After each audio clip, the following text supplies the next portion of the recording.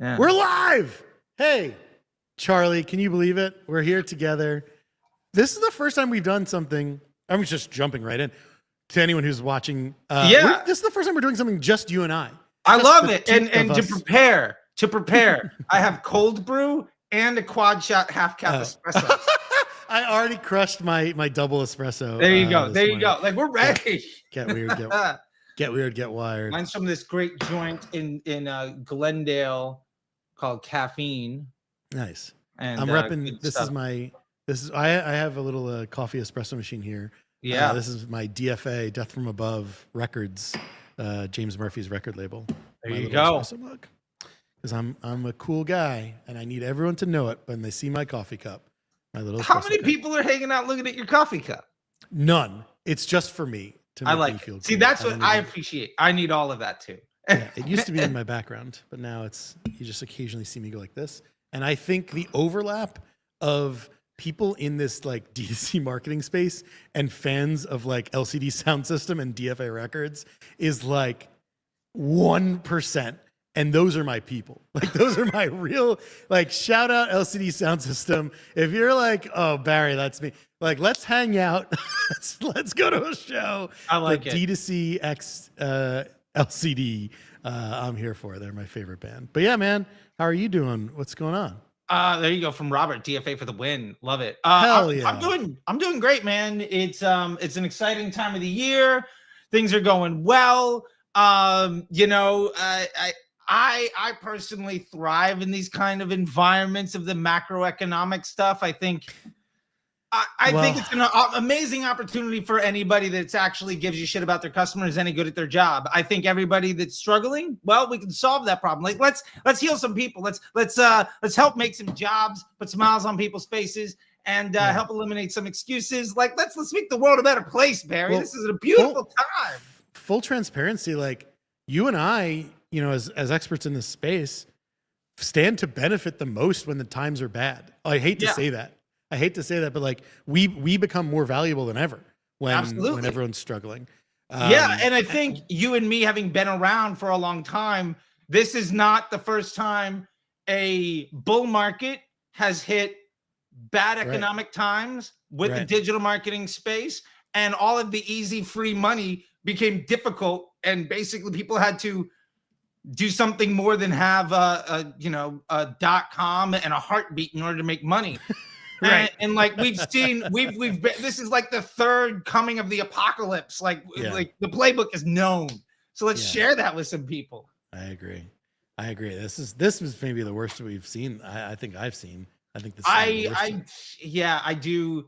I think on a macro level, it is ridiculous. But I also think for D2C, that's an incredible opportunity. Like, not to get too far down the road, but like, why do people buy D2C? Like the core of D2C back in the day was like, we're going to skip the retail and pass the savings on to you, all of that stuff. But like, that's gone. Okay. Jeff Bezos won that game. So like, why do you buy from D2C? And you buy from D2C because that product means something more to you or is more valuable to you than what you can buy in the store.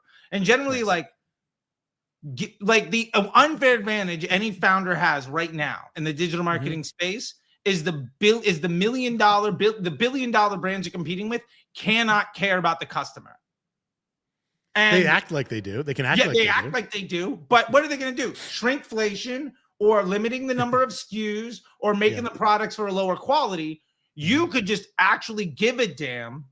And all you need to do to grow your business is let their customers know you actually care about them. And when people be like, oh, wait, somebody actually cares about me. Like, you can conquest from the big guys and easily 2-3x your businesses here. And I'm seeing it across the board. Like, this is what chaos is a ladder, right?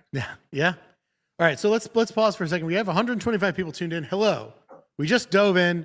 If you're new here, if you're anyone really, I'm Barry Hott. I'm a longtime Facebook advertiser. That's Charlie, the disruptor, Charlie T, also a longtime Facebook advertiser. We are two very passionate, very long-time Facebook ad nerds. We've both been doing in this game for a long time. We both love this and love talking about this. And I'm just excited for anyone watching this. Charley and I are friends. Yeah. And we enjoy getting to cut it up with each other deeply. And a lot of what you're going to see today is no different than when Charley and I are just together without an audience. Oh, yeah. And this is what it was like if you want to know what it's like to sit next to us in a coffee shop in Brooklyn, having an amazing sandwich for 2.5 hours on what should be a 20-minute chat. Just like what the guy next to us had to deal with, you're in the right place. Yeah, it's so funny. Like when we were just every time we hang out, thank you. Every time we hang out like that, I'm like, shit, we should be recording this. So I'm excited to get to do this. I think, look, why does our screens keep switching sides? I love it. Yeah, it's great. Really dynamic show here. But yeah, for anyone who's familiar with me or Charley or both of us, Charley and I both have different perspectives on things. We also align a lot on a lot of things. And we push each other, I think, a lot. And I think anytime we get to do this stuff on camera, the biggest benefactor is you, the viewer, getting to see and learn and understand the nuances and perspectives that exist about Facebook advertising and just everything. Like there are different ways to do this, and there are a lot of bad ways to do it. And I think Charley and I generally overwhelmingly agree on a lot of the ways to do this that aren't good. So that's the good thing that I can say, like we can agree about. But overall, like, again, let me just, I don't know. I'm trying to think what else we need to do here to intro to get everyone on board. Again, we have 140 people here. Today, we're going to be talking about a few different things. We're going to be talking about unlocking the hidden systems behind over $1 billion in ad spend. That's the main thing here. We're going to be talking about Meta's algorithm. We're going to be talking about creative scaling. We're going to be talking about KPIs and like metrics and stuff that are vanity metrics versus stuff that are worth paying attention to. And I think Charley and I certainly have some different perspectives on that. Absolutely. And then also, you look at stuff that I'd be like, I haven't looked at that meaningfully in like 3 years. I just want to go be successful. And then you look, I tell you what I'm looking at, and you're like, but that doesn't matter. And the honest truth is, I think I'm right. I think I'm right. And that's the beauty of our friendship here. So if you guys, watch this and pay attention to this, I think hopefully what you can see is that we can disagree on these things. We can have different perspectives, but we can be still good friends. And absolutely, that's kind of why. And then the last thing we'll have time for is, the last section we'll talk about is career growth. And then we'll do a little bit of, we had plenty of time for Q&A later here. And then and we'll also talk a little bit about my course. We can talk a little bit about your course and what you have going on as well. And we have a special little offer for anyone who sticks around later. That's definitely worth keeping an eye on. So stick around for a while. This is gonna be fun. Sit back, relax, grab your lunch, grab your breakfast, grab a friend, grab a drink, preferably non-alcoholic. It's a little early for most people. Let's dig in. Can I say one thing before we get started? No, Charley, you can't say anything. Mute his mic. Mute his mic now. No. You and I both own this shirt. But I also want to say... oh, shit, I should have worn it. Damn it. No. I also own that Dandy Delmare shirt. I was about to say, this is also a Dandy Delmare shirt. I know. Yeah. I know you know. Oh, you got me into Dandy Delmare. Thank you. Charley and I own the same shirts, multiple shirts. From a great D2C brand that neither of us work thousands. Neither of us work with, right? I don't work with them. It's true. I've DM'd them for years, but I don't think they need me. Shout out Dandy Delmare. I don't think they need me either. Yeah, they're doing good. I would tell them to make whatever. It doesn't matter. They're great. Big shout out. Love their stuff. A little expensive, but really nice. Charley, what I guess tell the audience a little bit about you. I'd be surprised if there are people watching this who don't know who you are. Yeah, but I give us the little intro. I mean, I'll try to do it in the shortest path I can. I when it comes to the advertising space, it's probably the third career I've been a part of. I've been doing it now for 12 years. Before that, it was a radio DJ and a touring musician and a bunch of other stuff. Doesn't really matter. But like a decade ago, I was spending $1 million a day. I know you're very much in that space. We've been around the horn doing all sorts of things. I was one of the first people. I was in the initial group of the folks in the Facebook Disruptor group. And in the last 5 years, I've been part of maybe at least half a dozen brands that have gone to 8-figure exits or a 9-figure run rate. And I think that I'm very polarizing. I think I'm not afraid to tell people exactly what I think. I also think that eventually folks end up either agreeing with what I have to say, or they end up kind of finding another line of work. But that's my way of viewing it. I think at the end of the day, I come with this.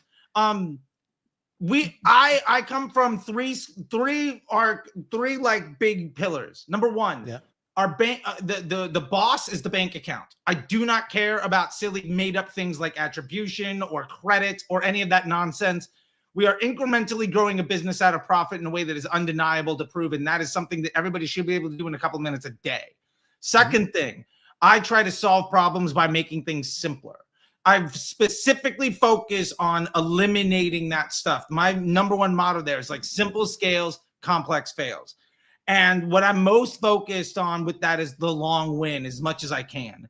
And then the third thing that I've come with is I'm a data guy. So like I don't think I make great ads, to be fair. Although after chatting with you, I've been making a lot more. But after that coffee shop in Brooklyn, and I appreciate the push. He's like, homies push. And I love that. You're like, no, dude, I don't think so. I think you just do it. And I'm like, all right, fine. But I don't think you give yourself enough credit. I am fully convinced that a mediocre ad with rock star data will wildly outperform an army of rock star ads with mediocre data. And ultimately, it's because ads don't make the sale. They attract attention. And the data behind your ad account is how you ultimately earn good impressions. And the machine knows who to show your ads to, because the customer journey is decades long, not days. And we have to realize that we are just a small little blue dot in a vast universe. And making your business work is actually a lot easier than most people make it. I love 99% of that. Like literally almost everything you said in that entire spiel, I either agree with or have experienced myself. Like you and I have a hilarious similar background of like agency life. You were at a large agency. I was at a media buying startup that did ads for agencies like that. And like, so it was basically the same thing. We were spending millions just like you, we were both working on. It's so funny when we like first met and talked about that shit. Like our backgrounds around that same time. And the things that we went through are so similar. Like before the Facebook Pixel existed. Yeah. But like I've been in the disruptors, group as well. I've been like doing so many of these things. Pretty much everything you agree with, everything you said I agree with and or have experienced myself. The one thing we differ on is like some of the stuff you talked about, attribution. But like overall, I agree, like simple is often what's best. I think creative does have a huge impact, is where we differ a little bit. But that's, I think, what we're going to jump into a little bit here. Also, shout out real quick. Hold on. Shout out to this Michael here. What's up, Michael Sandoval? Also a former Jump 450 dropout. That was in the last job I had before I went out and worked on my own. So shout out to them. I love my friends at Jump 450. Really some of the best people I've worked with in the industry. Low key, some killers there. But yeah, let's where should we kick off there? I have so much to say to what you just said, but I guess I'll set the stage first a little bit. 200 people are with us right now. Hello. If you're just joining us, I'm Barry, that's Charley. I'm just going to say, we have some opposing views. I think listening to both of our perspectives, anyone's going to win, right? No matter who you're looking at here, I have deep respect for what Charley has to say. Even the things I disagree with, I don't think are going to kill. Neither of us are going to be telling you anything that's going to dramatically hurt your business. We might differ on some things, but I don't think anything following either of us is certainly not going to hurt your business, even if I disagree with Charley. Yeah. Sorry, I was wincing at some of the comments here. This will be good. Oh boy, I got to follow some more of these. Possibly the two most polarizing voices in D2C. I love that. Oh, I'm gonna put that one up on the screen. There you go. I like, which is weird because we're actually some of the nicest people in D2C that are willing to chat to literally anybody at the drop of a hat at any time. I'm a jerk. I am a wholehearted. I've embraced it. Like I am a bit of a jerk. And I mean that in the most loving way. Like literally I just got off a consulting call right before this where I was yelling at these people that paid me money. Yeah. And I think they're tuning in and watching right now, but they paid me money to like tell, and I'm like literally yelling at them and they're loving it and laughing because like they realize, oh, there's something's completely broken. Yeah. And I'm like, this was obvious. You guys should have fucking caught this. So like, I'm a bit of a jerk, but I mean well, and I want everyone to do well, and I want people to make more money, and I want people to do better advertising because honestly, deep down, I mean this, the better everyone does at advertising and making better ads for consumers, the less people hate advertising. That's genuinely my goal. We all make more money that way. We all consume content that we hate less, right? We all have to deal with ads. Why not make that experience less shitty? So, yeah, I agree with it. With that being said, like let's save some people. Let's make the world a better place. I have seen our friends over there in the OC where I live move off of basically the last hill they decided to die on, which is fun. Just reading the comment section. That's the third hill that they've died on, and there's just a lot of deaths. Anyway, sorry. By the way, real quick, shout out to Caleb. I'm sorry. Hey, Mr. Paid Social. Yeah, Mr. He's Paid getting Social a shout out in one of my videos, an AI creative video. Nice. I see him in ads pretty much every day. Yeah. But yeah, shout out. We gotta get Caleb. You and I gotta do a thing sometime. But yeah, I'm trying to think if there's anything else. Let's just dig in. Yeah, let's just do it, man. Let's go. We're already behind schedule a little bit. We're already behind his schedule a little bit, so let's go. We're gonna talk a little bit about the algorithm. We're gonna talk about how the algorithm really works in 2025 and actionable ways to use it to your advantage. So I guess Charley, do you want to kick us off? Like, tell us what does the algorithm actually do in 2025 in your perspective? Yeah. All right. Let me throw out a few grenades and we'll jump from there. Let's go treasure hunting. Number one, the algorithm hasn't had any massive significant change since like 2018. Number two, attribution as a concept is completely crazy. Like the idea that it actually has any merit for a business is wild. And number three, the most important thing is respecting the business relationship. And I think most people try to make a sale, and because they're more and more aggressive on the like vanity side of the business, they are buying lower and lower quality inventory for a higher and higher price. And even the big agencies that have figured out a way to buy shit inventory for cheaper and cheaper, they're moving away from that because they just can't sustain their predatory business practices anymore. Interesting. Are you referencing, wait, did you specifically say what agency? I mean, it's Common Thread, but sure. Okay. And that entire realm. Yeah, there we go. Yeah. I've only been telling him that for 4 years. And in public and in private, he's like, hey, man, if you ever want to help with me, if you have anything I can do better, let me know. And then I do it. And then like, I'm a monster for just constantly letting him know, by the way, this is where you're destroying people's lives. And I know because when clients leave you, they come. To be fair, I'm a big fan of CDC because, I mean, I was able to buy a second house thanks to their terrible job that they're doing. So I really appreciate it. Your words, not mine. But I do think that there are lots of agencies out there. I'm not going to name any specific ones that do certain things that make sense on paper. Yeah. Make sense. They're logically sound and like they feel really good to track these numbers as if they are real and direct and actual. Yeah. Right. I think that's the problem. Like, cause they're so funny when you talk about that attribution is a lie, I think is what you would say. Yeah. I think that fundamentally you are both 100% correct, but also there's a flaw in that like you shouldn't is that the system still has to use attribution. Someone has to use data. There has to be some data that is used, and that data is based on attribution settings. Sure. So yeah. So with that, I think here's where I think so let me give it depends. Yeah, please. Attribution is a lie. Here's why. Your ad is not the reason anything happened. Well, let's wait. Hold on. Back up for 1 second. Okay. I want to dig into attribution as a lie. I love it.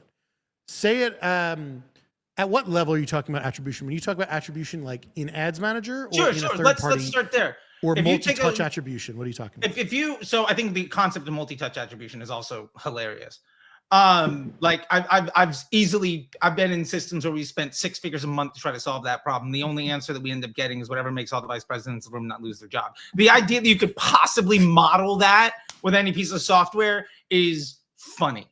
But anyway, getting aside, for 90% of brands, some brands are good enough that they can actually begin to leverage the scientific method, and then it actually has any value. But if you're running like 50 ads in 5 different campaigns across 7 different channels with multiple ad accounts, the idea that you could have any integrity in your data is laughable at best.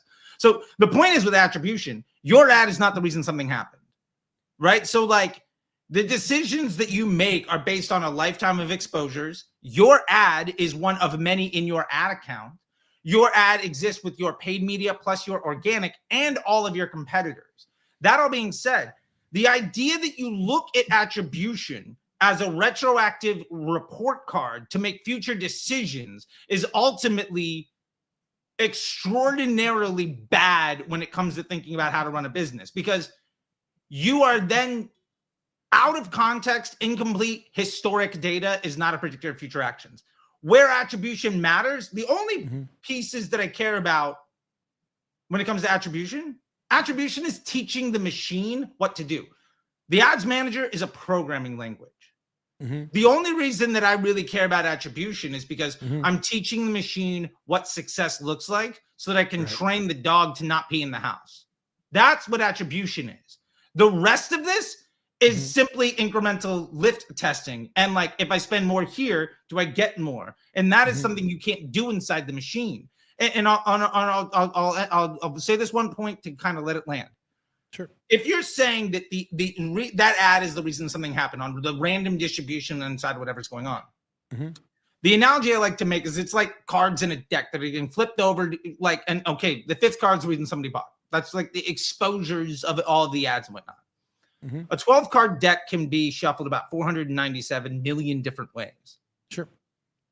That's if you have 12 ads, for instance. So that's a 12 ad example with no organic, no competitors in the space, and a product that nobody's ever seen any time in their life before they see your ad. Okay.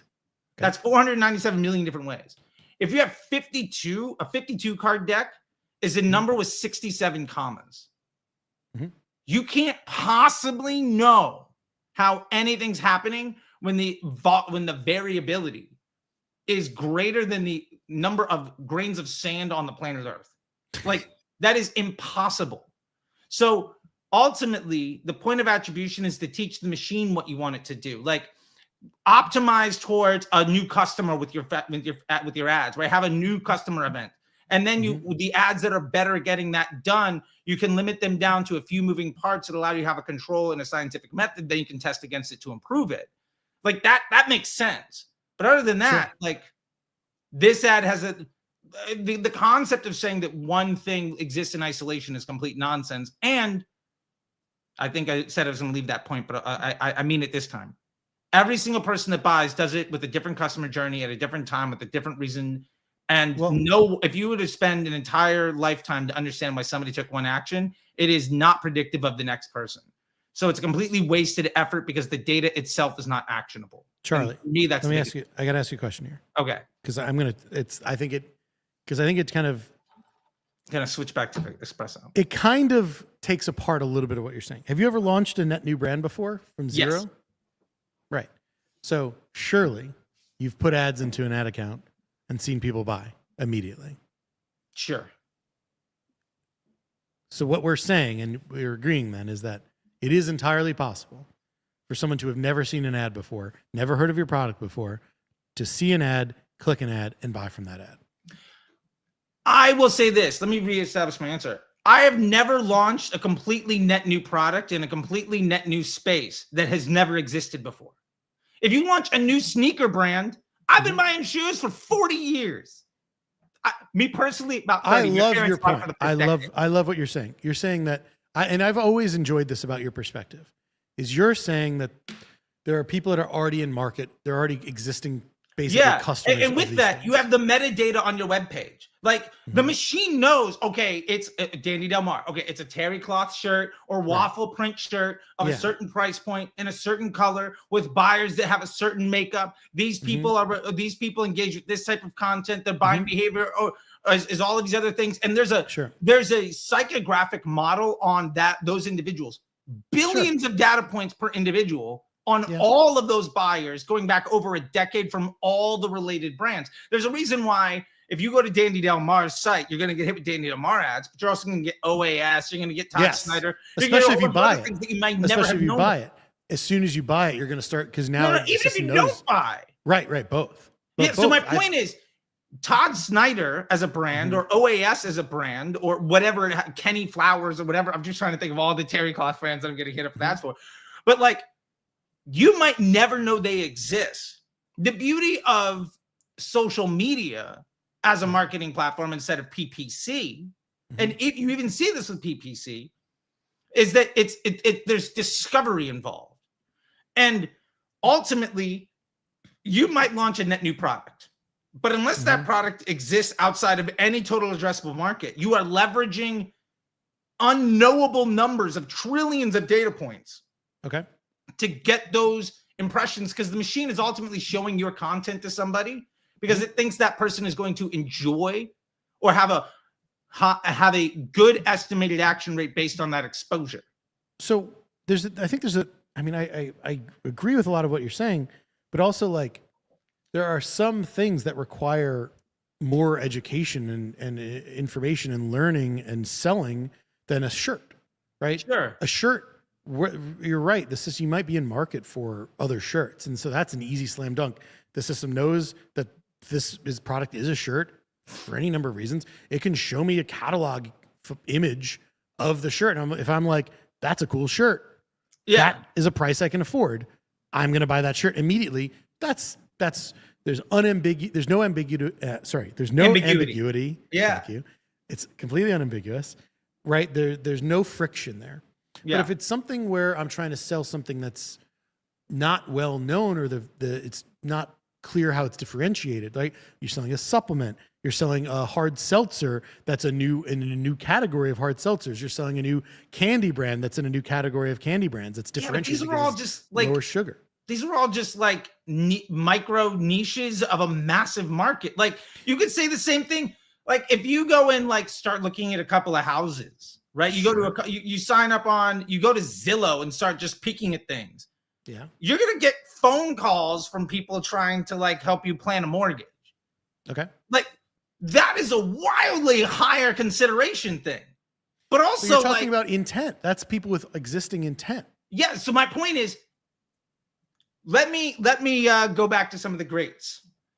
Man, I just did a video on this. Now my head's getting completely wrapped up. I think it was Eugene Schwartz that said you don't create intent, you just leverage it. Or maybe that was Leo Burnett. I know what you're talking about. So so the point is you're not creating the awareness. You're not creating the problem. Like if you're selling shoes, and I'll make it simple, but like if you're selling shoes, your ad doesn't have to inform people that they have feet. Right, but it does. I have a shoe here. Hold on. Okay, I don't have shoes on. I have bare feet. I have a shoe here, right? This is a very specific shoe. Okay. This is a shoe that does need education. This is a shoe that you can't just look at. Maybe you could look at it and want to just buy it, but this shoe specifically, this is from Stand. Okay. Gales. This is a specific shoe that's not made for running. It's not made for walking. It's made for standing. Well, standing and walking, I guess. But it's made for you to like literally, it's a different type of shoe. But it's fundamentally a product that people don't understand even exists. I think if I bought this shoe, I would see that ad. Maybe. Yeah. Maybe. So my point is, but you still need to be educated why. The ad would still have to explain to someone. You can't just look at that and buy it. So does the ad do all of that work, or is it the ad, the landing page, the multiple pieces of content, the market around it, all of it? And let's get to another point. Let me back up for 1 second.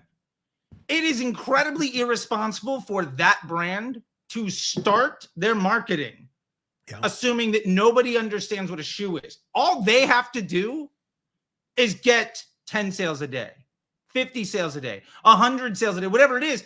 That can be done by literally just being a better option at the end of somebody's customer at the end of somebody's customer journey. Like, the most expensive thing to do is to educate and change consumer behavior. Being a better choice when somebody's ready to buy is a very scalable option. Thank you. Thank you, Don. So my point is, like, why not just do that?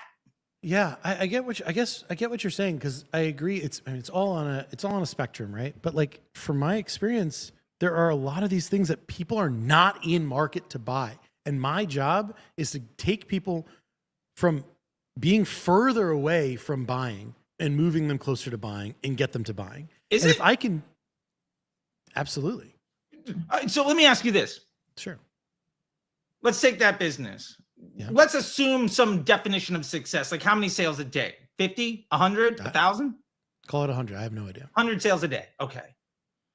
Are you telling me that you need to get absolute strangers to be aware of the value of, like, standing in order to make 3,000 sales a month? I think that they understand what shoes are. I think they understand what shoes that they are normally used to buying, and they fundamentally do not understand the problem with those shoes as it relates to standing on your feet as a nurse or a chef.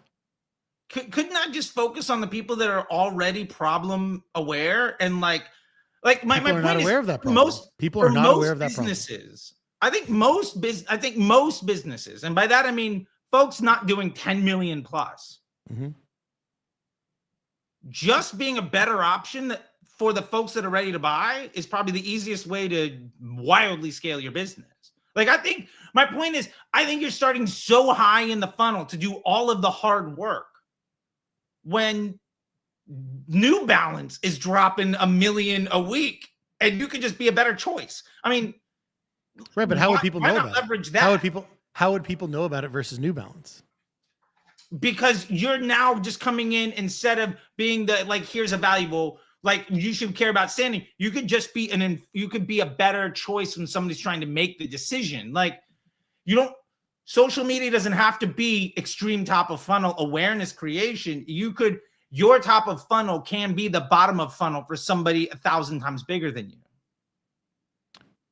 you. Either way, in this case, there's education required, because the I would price, agree with that, yeah. the like, even just at a price perspective, at an appearance perspective, a style perspective, like, this is not a product that most people are going to consume. It's not, their TAM isn't as large as Nike or New Balance, but but that's their unfair advantage. Like, you could just be a specialist to the people that need to get this solved. Can you find 100 people a day? But we can't just simply put an image of the shoe in front of them and expect them to understand it. I agree. We have to give them a reason to pay attention, give them a reason to continue to pay attention so we can give them more information, and then give them a reason to buy. I totally agree with that. I just think, to bring this back to an action item, I think far too many people ignore the fact that you are a rounding error. Your entire business is a rounding error in one day for your market. And the easiest way for you to improve or grow your business, for most people, is to just be a better choice for the folks that are ready to buy. I think so many folks try to do that, like awareness, intent, education, all of this stuff, and really just being a better choice be a better salesman in the bazaar, instead of trying to say, like, I'm going to start a business and then opening up an entire operation. I love this. So I think maybe there's a difference in, and this is not to at all besmirch you in any way, Charlie.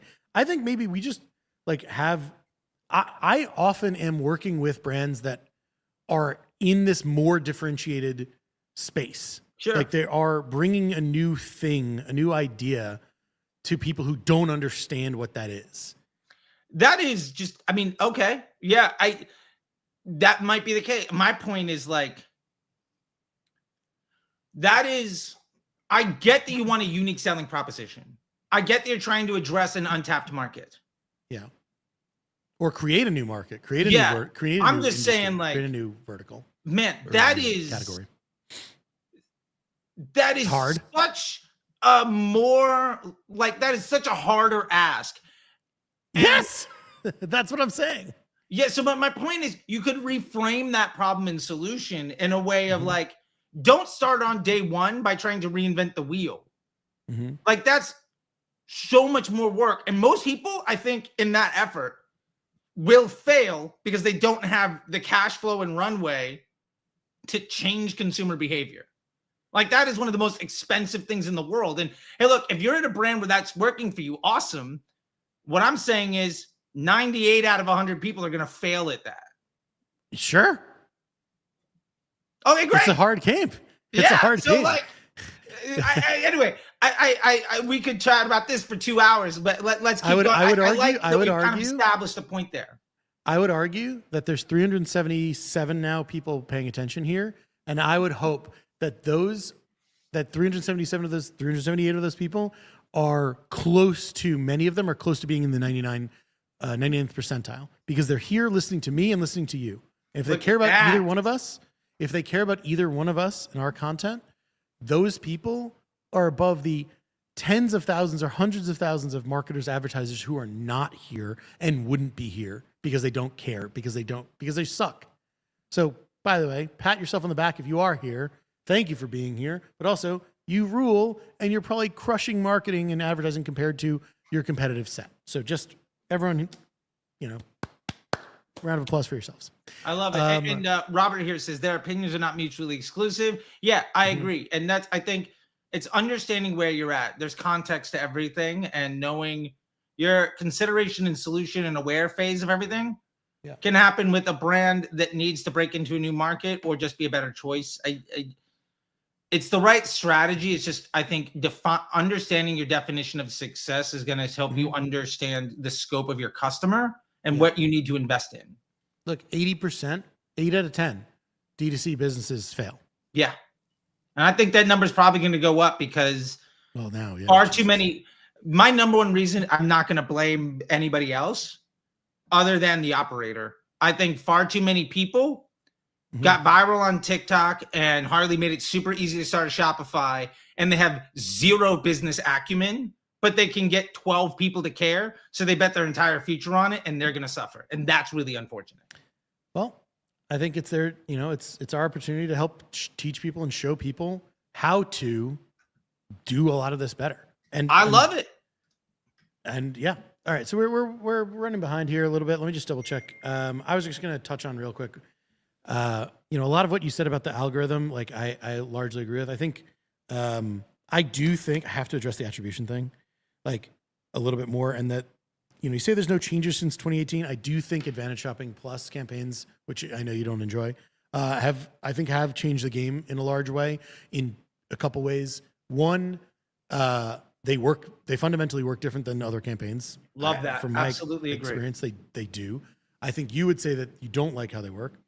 I would not agree with that. But anyway, make your point and then we'll talk about it. We can move into Advantage Shopping. Yeah, I would say that Advantage Shopping has also pushed advertisers to a lot of advertisers to relinquish control, which people were already doing. People are doing more consolidation. They were relinquishing more control to the system overall. But ASC has created a system whereby people are like giving it total control, which is a double-edged sword. It is fantastic to just relinquish control over a lot of what people think was important about targeting and like retargeting, and getting rid of that control is great. However, on the other hand, for most brands I see that are at a certain point of scale, ASC, when allowed to do so, can also steal and take credit for things that it doesn't actually drive incremental value for. So going back to your attribution point, I think that attribution is a nasty tool, or can be a nasty tool, can be a great tool. But when given the opportunity, if you set the attribution in a way that allows the system to be lazy and allows the system to effectively cheat, it will do so. And that's a big chunk of what I teach in my course, Building Ads with Barry, that we're going to talk about a little bit later. But But like, that's a huge thing that we really spend a lot of time talking about how and why, and showing examples of how and why it can look great, but not actually drive value, which is the same thing that happens to so many, it happens on other ad platforms, happens on other methods of advertising on Facebook as well, on Meta, whatever you want to call it. Facebook, but like ASC is particularly prone to taking credit for a lot of things if you don't put the proper guardrails on it. So I like that. I think every tool has a purpose. I think ASC is a great tool. I think it gets a bad rap from a lot of experienced folks. I use it in a lot of accounts. I think what it does, ASC, basically what Facebook or Meta has been trying to do, in my opinion, is make it easier and easier to run ads. At its core, I look at ASC, and I remember sort of the alpha of it, like the conversation around the development of that technology, the etymology of that business tool. Content creators making businesses that don't know how to run ads. If you can make a ton of really great content and you have a mediocre business but no acumen with the ads, you can run ASC and just massively churn through creative fatigue, have no real infrastructure, so you're not stealing incrementality from other things because you're not that sophisticated, and it makes everybody a C+ marketer. But that's amazing if you've never done it before and ads have never worked and all of a sudden you're printing cash. It's terrible if you have a data infrastructure and you've been running ads, but there are advantages to it and there are ways that it can work. I mean, two examples that come to mind real quick. One, I'm working with a business where we're really trying to expand the total addressable market. We're really trying to get new customers in because that's one of the ways we're going to try to overcome this macroeconomic issue. And a lot of what we're doing there is taking all of the really great content that happens to be a brand that's run by a couple like famous YouTubers. And so they have a ton of content and their Instagrams have like millions of followers, whatever. We're just taking their organic content that crushes, that pushes anything that's not the hero. And we're taking that content into an ASC where the optimization event is new customer. So we're specifically optimizing the machine. We're teaching the machine how to get net new customers. Love that. With products that are outside of the business as usual. And it is 100% a total addressable market expansion device, taking something that taking the skill set of the founders, which is creating content, in a way that, because it's a different bidding model that runs effectively, the overlap between an ASC and an auto bid is very small. So it becomes very incremental to business as usual. And yes, I agree that it can steal sales and all of that kind of stuff. The way that I look at that is more, if I'm looking at every business as having a business objective, if my ad account on Facebook is getting better and better, and what's happening is I'm getting less and less search and email revenue, then my ad account is doing damage to my business. And I think at scale, ASC can vary. I don't want a really good result on my ad account because overwhelmingly 9 times out of 10, if your ad account is ripping and it just looks amazing, it's happening because you're letting the machine get further and further down the funnel, which is robbing volume of opportunity to far more efficient marketing channels. And while your machine is getting better according to vanity metrics based on attribution, ultimately you're training the machine to hurt the incrementality of your business. And that's where I think ASC can really get in the way. So but this is an interesting point, because I think we kind of agree on this, but not quite. I love it. Not quite, because I know that you prefer 7-day click, 1-day view. Yes. Right. And 90% of the time, in my opinion on that has changed, because I used to be a 1-day click guy. Okay. I almost never recommend using 1-day view, especially in those situations where the system can target recent visitors. Sure. Right. Which in ASC, you cannot control that. So in those situations, the system can take credit very easily, especially with 1-day view. And I know this because I see it happen all the time.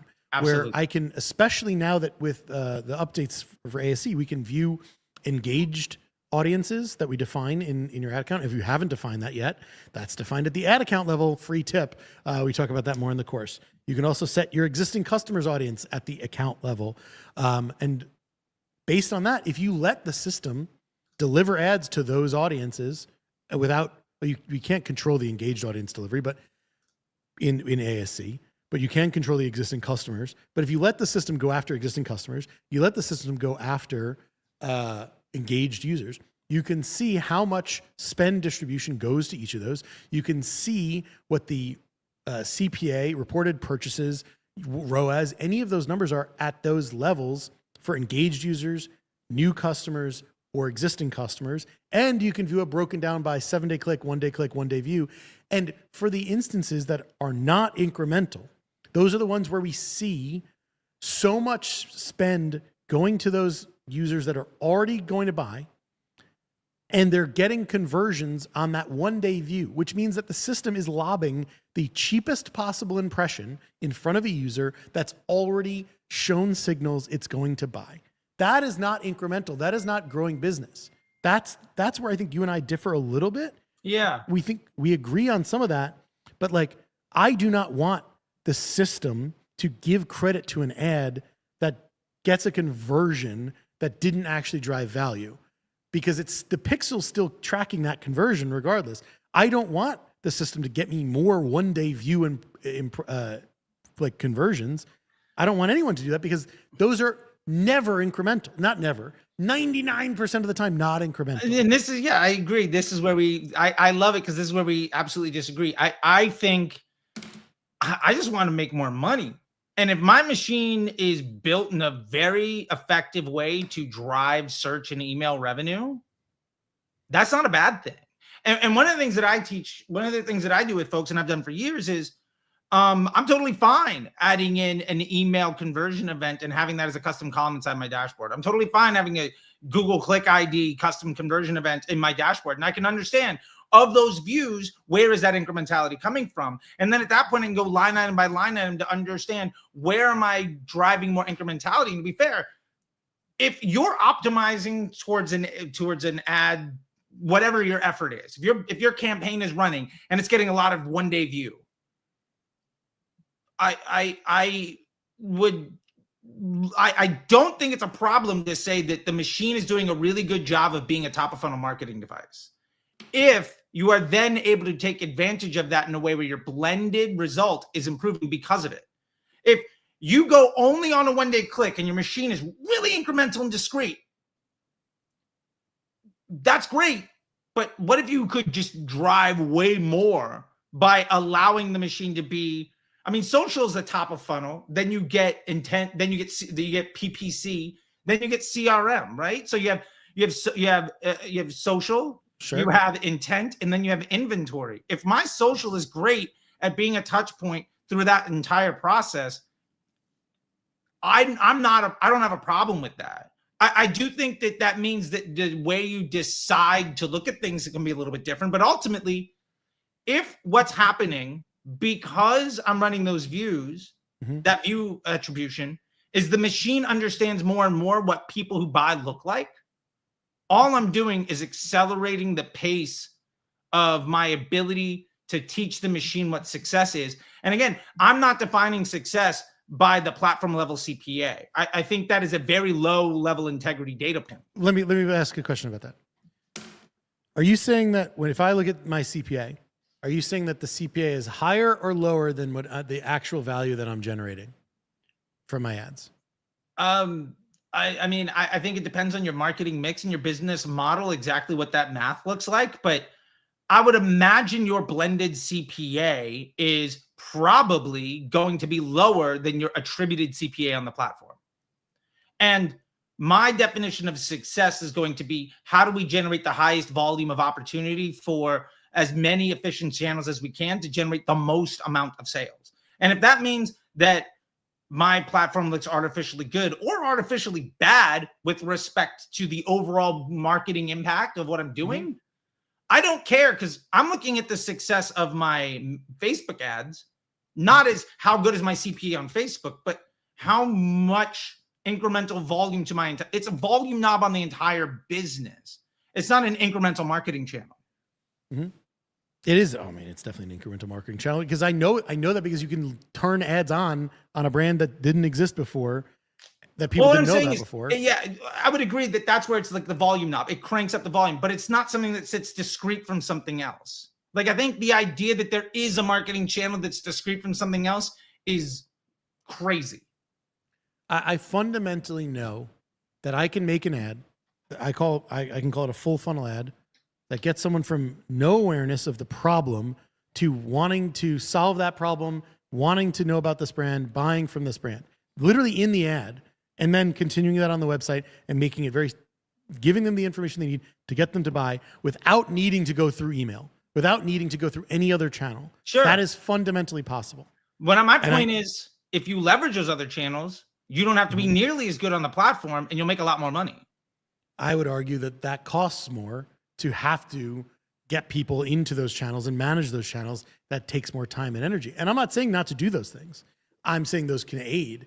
But if I know, and if I live in a world and I believe, right? And this is, to me, it's a self-limiting thing for a lot of people. If I believe that I can make an ad that can get someone to go from 0 to buy, then that means that the people that see that ad and don't buy, those are the people who are going through all the other stages and going through the other research and going through email. But if I know that those ads can work and do that, then I'm knowing that I'm leaving a bigger impact. The more that I can do that, I'm leaving a bigger impact on the users who aren't buying, who are seeing the ads and aren't buying. That's what I believe. I got you. My pushback to that would be that I would be happier to, on day one, absolutely be good at one thing until you need more. I think you need to be good at like 3 things in a business to get to an 8-figure business. And that might be social, email, and product. That might be search and affiliate and influencer, whatever it is. Yeah. There's more. I think the magic number is like be good at 3.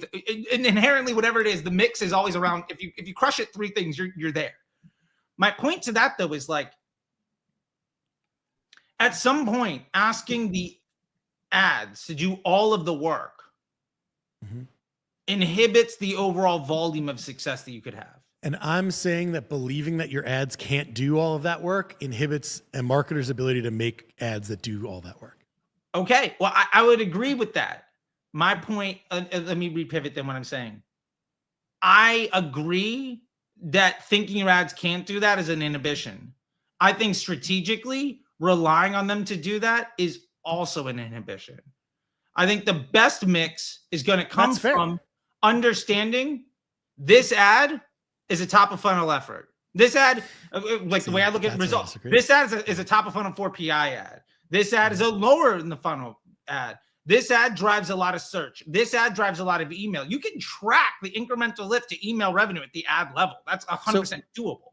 Let me understand. So, because I think you can. There are ads that work better for warmer audiences. There are ads that work better for colder. I 100% agree. But my point is, I like to make, and I teach people to make ads that can fundamentally work for both of those audiences. Sure. And should, because it's more scalable, especially in a world in which we agree that we're not controlling. You're not running manual retargeting campaigns, right? You wouldn't recommend running manual retargeting campaigns. Most of the time, no. I'd say there's a couple exceptions to that. But most of the time, retargeting based on funnel events is something that is more often than not a much smaller piece of my overall marketing. The system can do it for you would be what I would say, because the system is doing that. Yes, and I agree with that. I also think if you're running PPC and inventory marketing, like Amazon, search, email, SMS, then you don't need your ads to be as effective. You don't want your ads to have what we would consider on a 4PI analysis an ad to be a lower funnel effort, like a higher CPM, higher frequency is unnecessary, because those ads, while they're more efficient, ultimately rob volume potential to more efficient marketing channels. Like I'd rather my ad be 20% less efficient and get 50% more volume through the rest of my marketing funnel. Like, yeah, in a perfect world, I want my ads to be as inefficient as possible at getting the sale. What are you saying?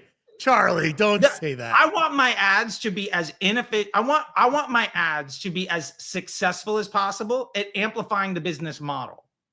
Often that means that, like, let me give an example. When I was running 310 Nutrition, we took an ad. Hi, Savannah.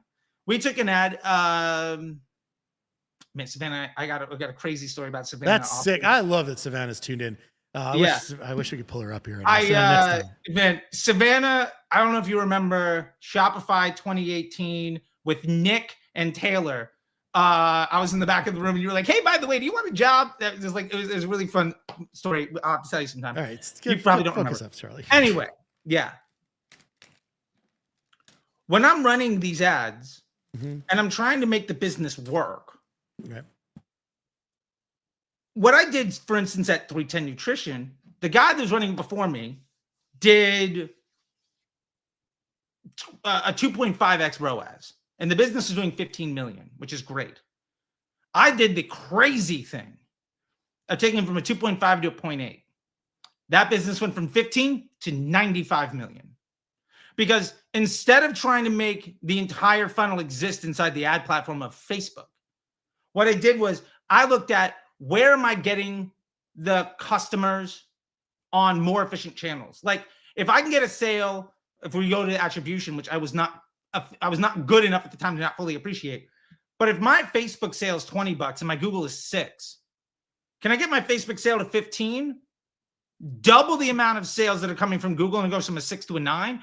What about email? Like you can understand how to incrementally lift all the other more effective marketing channels. And ultimately that means you are going to accept a lower level of efficiency on the platform. I think your goal of doing the business well, ultimately the output of that is a higher allowable cost per purchase on your top of funnel marketing effort.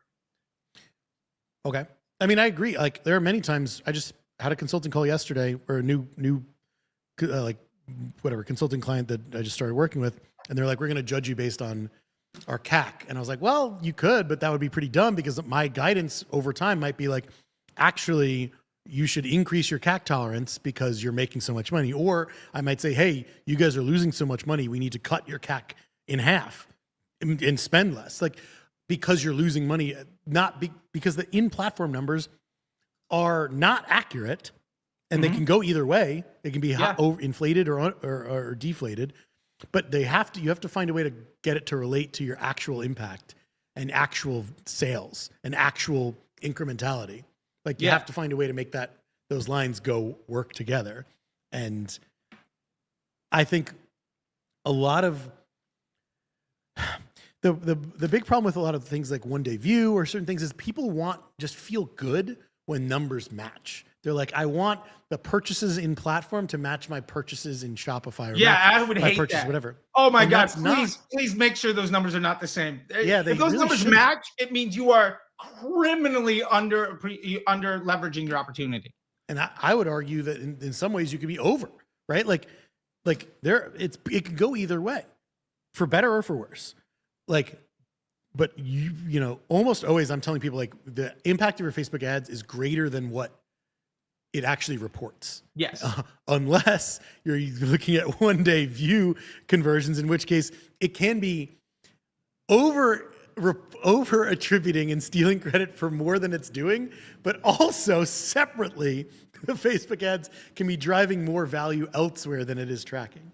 Yeah. And the problem with one day click, I'll add to what you said before, is like the chance that at its scale, like you said before, someone is just like seeing my one ad, paying attention to it, clicking it, going to the website and buying. Like that isn't the whole story for most users. They're probably seeing one ad, maybe not clicking on it. Maybe they are clicking on the ad, but not going to the site. Sure. And then a day later, they're seeing a different ad. A day later, probably maybe they see that experiencing something organically on social. There's 100 other brands going against that person as well. Totally. They might be seeing they might be shown my same ad again and again, or shown a different ad or a different ad. We can't know. Right. Fundamentally, we can't know. So that means that one day click alone is often misguided, hard to understand or interpret. 7 day click is also similarly, can miss the point, but it can at least bring in more data. So none of it is accurate.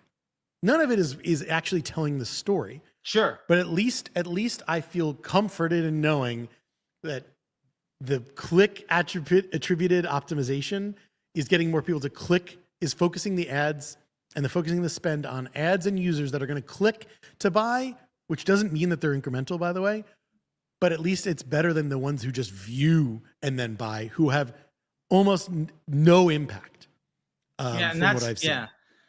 I think somebody This will be all we talk about on this whole. No, we got to move on. We got to. I do want to add an action item for people here. Like let's give an action item because I think that's important. Send it. Let's do it. I think viewing content is incredibly valuable. Yes, 100%. I think she would say, hey, a piece of content getting a lot of views is probably good. Here's where I would come from if you want to make this work. Interesting. Right? I missed when 7-day view was the accepted default. I remember the massacre in the agency world when 28-day click, 7-day view went away. 28-day click. Oh my God. That. I was looking at 1-day click before that, by the way. That was, yeah. The record and getting back to the caps hill, before that was interest groups. Before that was delayed attribution. We've just seen like it's 100% fail rate on the hill being died on. Anyway, that all being said, you can 100% set up, you can pass back from Klaviyo sales that occur on an email to understand what ads are doing better at driving email opt-ins. Talk about the most over attributed function in the sales flow. Yeah, but here's the thing. I don't care about the attribution. I'm using the attribution to teach the machine what success looks like. Here's where it's actionable. And this is the tip I want to drop. If you have two ads that both get 100 sales, let's say you get 100 sales, two ads both get 50. If one of those ads is getting 50 mace purely on a click on the machine, but no email signups, and another ad is getting the same thing on a click, but is also driving 100 email signups, I'm going to want to optimize towards the thing that is not only delivering the platform result, but giving me such a higher volume of opportunity elsewhere. I don't fully agree. I think it's so nuanced. It depends on every brand, their needs, their expectations, their ability, their different products they have to sell, their product mix. Like I would much rather, in a lot of cases, get someone to buy today, unless that's a huge, like if it's again a shirt, like I'd much rather someone buy today. But if it's a brand that's selling lots and lots of shirts, yeah, maybe I am okay with getting that lead capture in. If it's something that's selling a higher consideration product, I'd probably care more about getting some sort of other touch point like a lead, because they need to be nurtured more than in one ad, which is a good point. Like I'm probably not going to sell my course for, $2,000 in one ad. Sure. Right. It takes a lot of hand holding. It's a big purchase, takes a lot of consideration, so it's all nuanced depending on how big of the thing you're selling, how ambiguous it is, how much friction there is, how much people know about it. Like all of these things matter. Yeah, and I think it's a life cycle. Like we're just starting out and you're great at content, do the ASC. Eventually you move out of that. People waiting for either a sale or like to feel like they're getting a good deal. Yeah, absolutely. I think it all depends on where you're at in your business. I think there's a maturity to each stage, right? And so like maybe in the first step of just your first $50 on the platform and you got some good content, sure, go after ASC. Eventually you get to the point where you want to be more accomplished than that. And you start to go to a lowest cost effort. And then you start to really figuring things out. And that can be really great.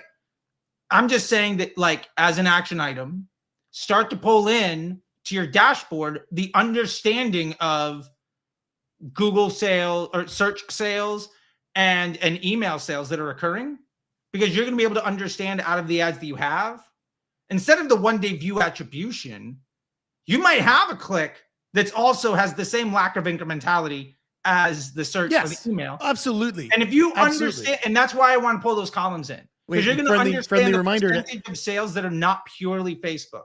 Friendly reminder to everyone here. In the same way I can tell you that 1-day view can steal attribution for things, so can click. Because you can actually make clickbaity ads that either get people to click on the ad by accident and go to the site, or ads that have like lots of comments on it. Any click on an ad at all, if you click pause, if you click like, that counts as a click. Yeah. That can then be used to attribute a sale to that ad. Yeah. Even if you never clicked to the website. And that's why you shouldn't have more than a handful of ads. If you're launching ads every single week, you have no ability to understand what's going on. Let's change the subject. No correlation. Creative testing outside of the scientific method is a complete waste of time, and you're probably launching way too many ads. Go ahead. Go say more. No. I just wanted to change the subject. To this point. This is where we disagree the most. Oh, absolutely. That's why I wanted to we got to get out of the rut we were in. We got to get into Q&A soon too. Yeah. Okay. So here's my issue. Mm-hmm. Fundamentally, creative testing is about problem solving. The way I view it, creative testing is about solving a problem. I think the number one problem you need to solve in your business is, can I spend more money? That's the problem we're trying to solve. If you're efficient, if your business operation is good enough to spend more money, do it. If you've scaled it up and now it's not, I'm going to go to all the channels below social, and I'm going to see if I've doubled my Facebook ad spend and I haven't touched search. Right. I'm not going to do creative testing to solve my can I spend more money problem. I'm going to touch search because I've created so much more opportunity. I'm going to take a look at the efficacy of my lead capture stuff on email. That's a more ongoing effort here. But the point is, understand how to solve the business problem of can we spend more money? If the answer to that is a no, then what is the highest level of impact, simplest solution to solving that problem? And if you've scaled up your ads and volume of spend, then look at lower funnel marketing efforts that you're not yet taking enough advantage of. At that point, if you've done that, then you should be able to understand when doing creative testing, this is my output. When I do a test, I should be able to appreciate that. And this is how I do creative testing. And the biggest difference, I think, between you and me, I want a handful of ads where I understand exactly how they're going to behave as my control in the scientific method. Generally, once you get past 6 or 8 ads, the distribution is insignificant to add 9, add 20, add 50. False. And volume of spend, it might, if it's getting 3% of spend, it's noise. I don't care about the ad that's getting 4% of my budget doing really good today, because ultimately that ad doing really good according to attribution could absolutely be the example of getting credit because of a click or a view or whatever. If I look at my ad account and I've got, say, 5 ads, and 2 or 3 are sitting at the top of the funnel, and 2 or 3 are sitting lower in the funnel, according to 4PI, again, that's spend, frequency, CPM, all of that other stuff. We can get to that another time. The point of my creative testing is very simple. I'm doing a creative test because I'm not efficient enough to scale my budget. Okay. That means when I look at those 5 ads, there's an issue in the distribution that's not allowing me to scale my business. If I have 5 ads in this example, and I launch 1 or 2 creative tests alongside of it, and when I do that, I do simple DCTs or flex ads. The point of those ads is very clear. In a CBO, does it earn spend for my control? If the answer is no, then I don't care. If the answer is yes, what is the impact on the performance of that campaign? And more importantly, what is the impact of that campaign's change in performance to the bottom line of my business? At the end of the day, my biggest issue with how most people do creative testing is you cannot say this ad got spend. As a result, this happened in my bank account, which ultimately means you have no idea what's actually happening with the money you spend. And for me, having no idea what's happening with the money I spend makes me a very uninformed person who manages spend for people. Well, we then agree on one point there about this, which is that we can't and shouldn't perhaps know which ad is driving the most in your money in your bank account. I think is what you're saying. I think you should have an idea of how if you don't have a control element, you can't test against it. I think in a modern advertising environment where the system, we are putting trust into the system, and where I can throw 50 ads into an ASC and I can let it rip on all of those, on ads that I have tested and have proven to work on colder audiences. I can take those winners throw them into an ASC, and fundamentally, I can see it distribute spend to all of them. And Sure. I don't care. Similar to kind of what you're saying, I don't care what the cost per purchase is. I don't care what the system says. But I trust that based on the set of rules that I'm allowing the system to play by, right, which I'm telling it, get me as many X conversion, let's just call it purchase for now. I'm saying get me as many purchases as you can by playing by this set of rules using this attribution setting, not 1-day view, 7-day click only, let's say. Maybe 7-day click, 1-day engaged view if you want to be generous. That's fine. Sure. And then the system's going to distribute spend however it wants. I don't care what the CPA is of any of these ads. All I care about is the CPA at the campaign level makes some semblance of sense to what I'm making in Shopify or elsewhere, Amazon, right? That's what I'm trying to correlate and trying to make, not even directly correlate, but trying to make sense of.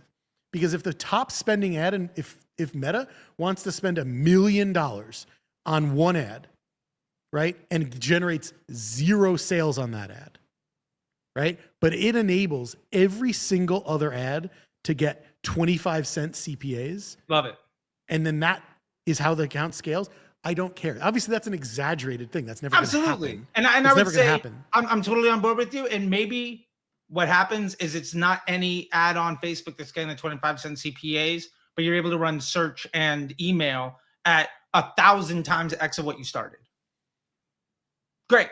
Your job isn't to make the Facebook ad account look better.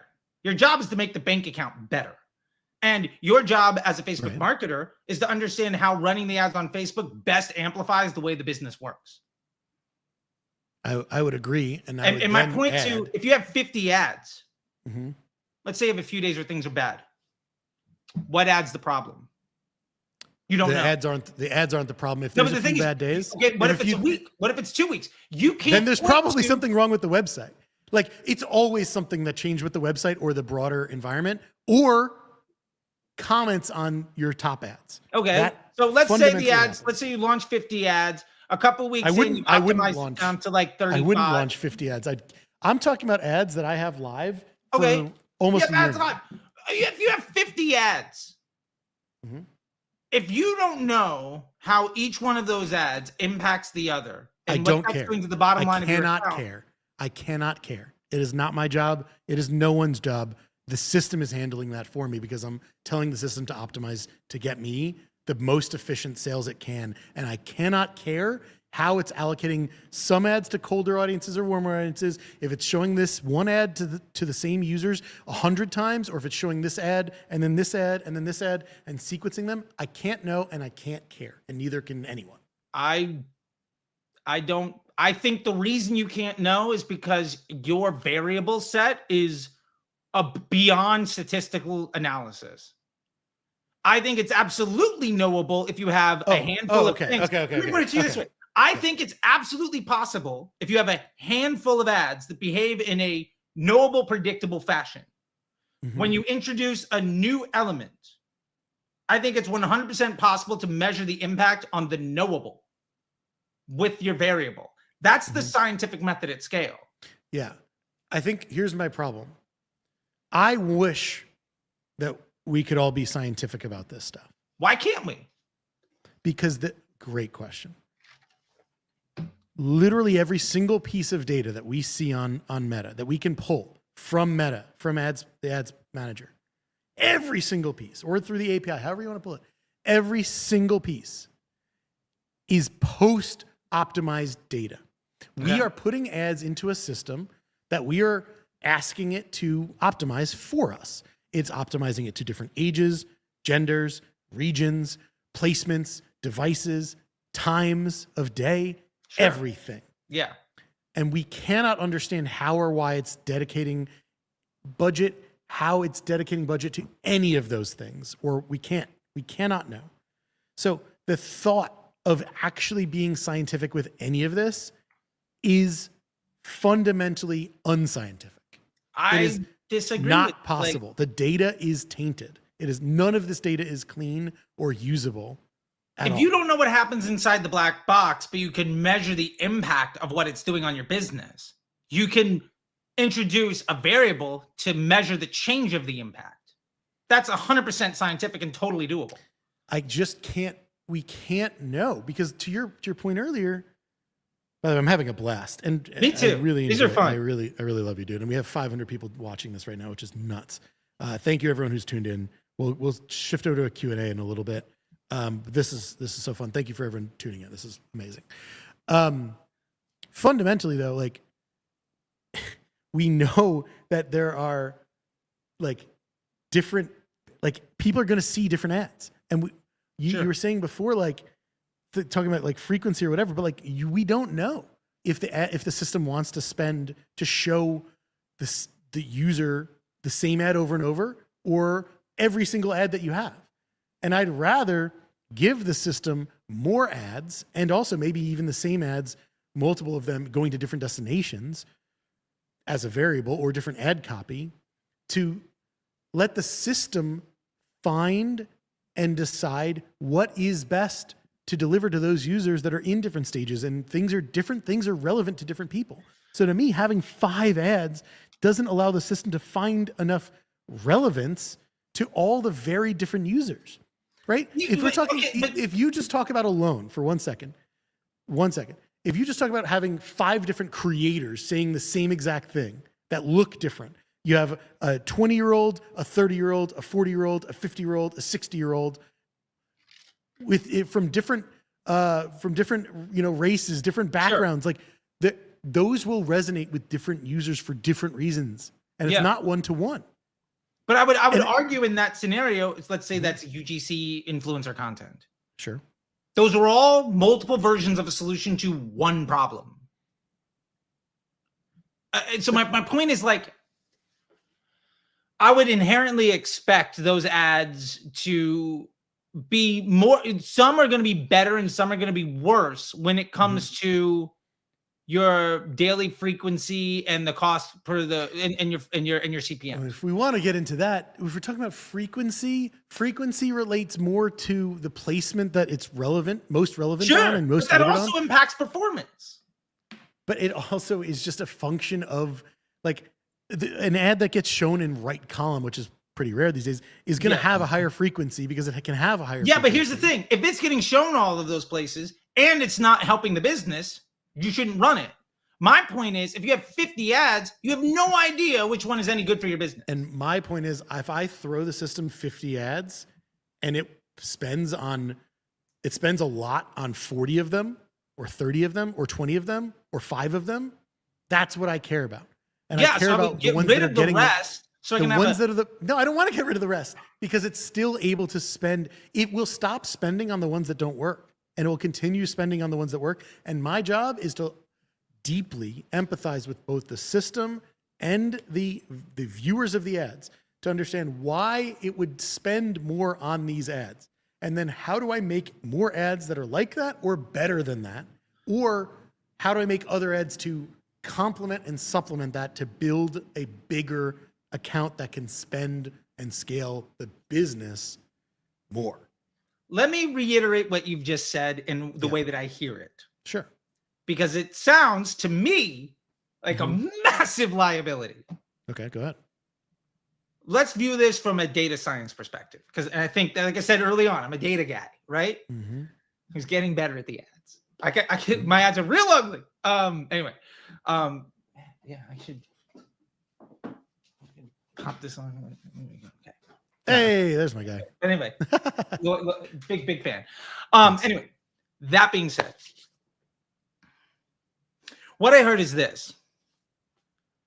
I want to have a very wide variety of investments where I have very little actionable data on any one of them, the inability to understand how any of them are impacting my business. And the path to success is to not only have an unknowable, unmeasurable impact, but also to then introduce more instability and uncertainty into the top of my funnel, when the purpose of this channel is to attract the attention of folks that amplify the way my business works. So you are investing in amplifying the uncertainty with things that you can't measure to make the business less stable. And that might get you, that's a great way to sprint. But ultimately, if anything goes wrong, you can't know why. And that to me means that you have an incredibly complicated system built around creating uncertainty. And for me, that whole thing is a complicated the biggest issue. All right. So it's a living organism, right? From creative targeting, which we shouldn't bother with targeting, but the system does the targeting based on the creative. Your website, your offer, your inventory, like everything, it's all a living organism. If you change your lead capture pop-up, you change the messaging in that, that fundamentally will change how people perceive your website and perceive your product. That can make an impact on sales. Sure. So like all of this matters. And often what I find is by minimizing variables, right? One of the things I appreciate, I think about that we both do is we're not talking about making tons of new campaigns. Actually, I don't know if you are. I don't know. No, I'm talking about simple. I think the idea of having more than like a dozen ads in your account and more than like 2 or 3 campaigns, you either got to be spending 50 million a year or like you're working way too hard to be way stressed out to make. I think it does come down to conversion volume is the conversion volume and how much, like that's what can allow you to scale more. Like if you're selling something that's $1,000 AOV, conversion volume is going to be a problem. If you're selling something with a $2 AOV, you're going to have tons of conversion volume. You can learn more about creative more rapidly because you're going to have lower CPS. So that's to me the lever of how to make that, how to make that decision. But like if I have enough data to carry 50 creatives and let the system make good decisions over time, then I'm going to put as many in there as I can, because fundamentally what I'm looking at is the campaign or the account, but like, let's just say the campaign, if I'm assuming that if I spend more and it generates more purchase volume as a campaign, and I'm trusting that the system is doing that on my behalf, then I don't need to look at cost per purchase. I don't need to look at ROAS at the ad level. I don't need to look at any of those metrics, because what I'm telling the system is spend as much as you can, however you think is most valuable. And then I'm going to look at the ads that spend the most. And those are the ads that have the greatest impact on the ability to scale and spend more. So that's what I look at. Literally, like, sorry, if I'm giving away a big chunk of the course here, it's really not that big. It's a very small piece. But like, just spend. You've said this yourself. One of my favorite things you've ever said is spend is a meritocracy. Yes. I've stolen that from you, and I love that. I'm glad. It's a good soundbite. But no, I don't need to know anything else except that the thing that the system that I'm trusting is buying on my behalf. And I'm trusting that when I am spending more money on the system, I have the data that shows when I spend more and my CPA looks in this area, that I'm getting more sales in real life sales. Then if I can find ways to spend more while keeping my CPA in platform under a certain level, right? Then I know that more scalable ads are what help me scale more. But more scalable ads, a higher volume of ads, inherently means a greater number of dumber things. No. Yeah, no. Because data, if we understand that the data behind the ad teaches the machine what to do, I think that's a fair assessment. An ad learns based on how people engage with it, who to show that ad to, X, Y, and Z. If I don't understand why you would want 50 ads that all spend $100 a piece instead of 5 ads that spend 1,000. I want 50 ads home. The 5 ads that spend 1,000 are way more stable. Your ability to measure the impact of a new test is way higher. And you're not just measuring that impact on the platform. You're going to be able to say, oh, I launched this ad. The spend distribution changed. This is what happened on search. This is what happened on email. This is what happened on my conversion rate on my site. Like, if you can solve the problem of raising your spend, then why would you create more instability and uncertainty in the machine? And if you can't raise the budget, introducing more complexity and more instability and more uncertainty, like prune away until you can. And then as soon as you're struggling, like you should be able to measure the impact of a new test. So what I'm saying is like I'm looking at last 30 days for an account right now, right? This account has spent $230,000 in this. This is an ASC for reference. Okay. Here's the amount spent of the ads I see. Okay. Out of 230,000, number one ad, 20,000, 15,000, 11,000, 11,000, 12,000. That's out of order. What the hell, Meta? Yeah, no, that'll happen. It's sorted by amount spent. 11,000, 10,000, 9,000, 7,000, 7,000, 6,000, 5,000, 5,000, 5,000.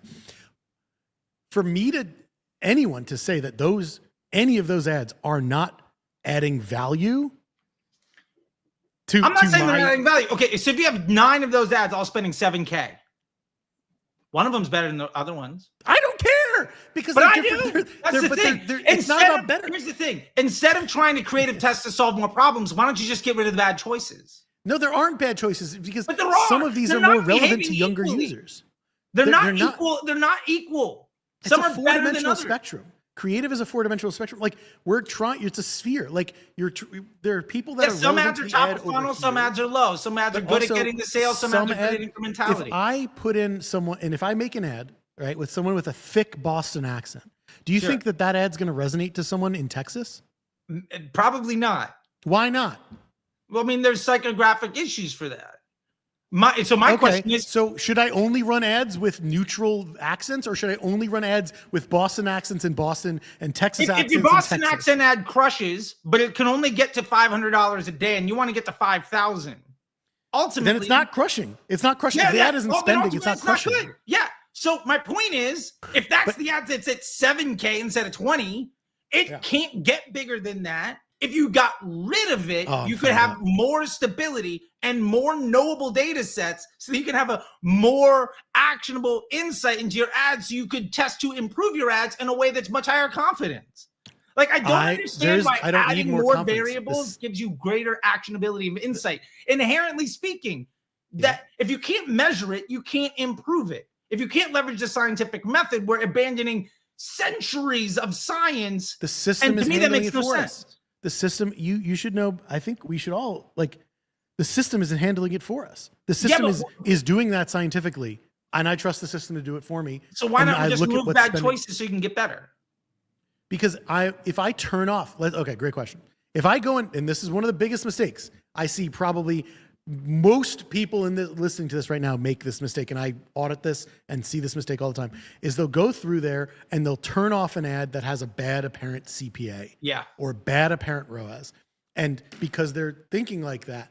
But I'm saying, I don't care if the system sees that this ad is not helping me make more sales, the system will stop spending as much on it. And I see that happen because I have ads that it's like a roller coaster. The top spending ad every day is not always the same, or every week is not always the same.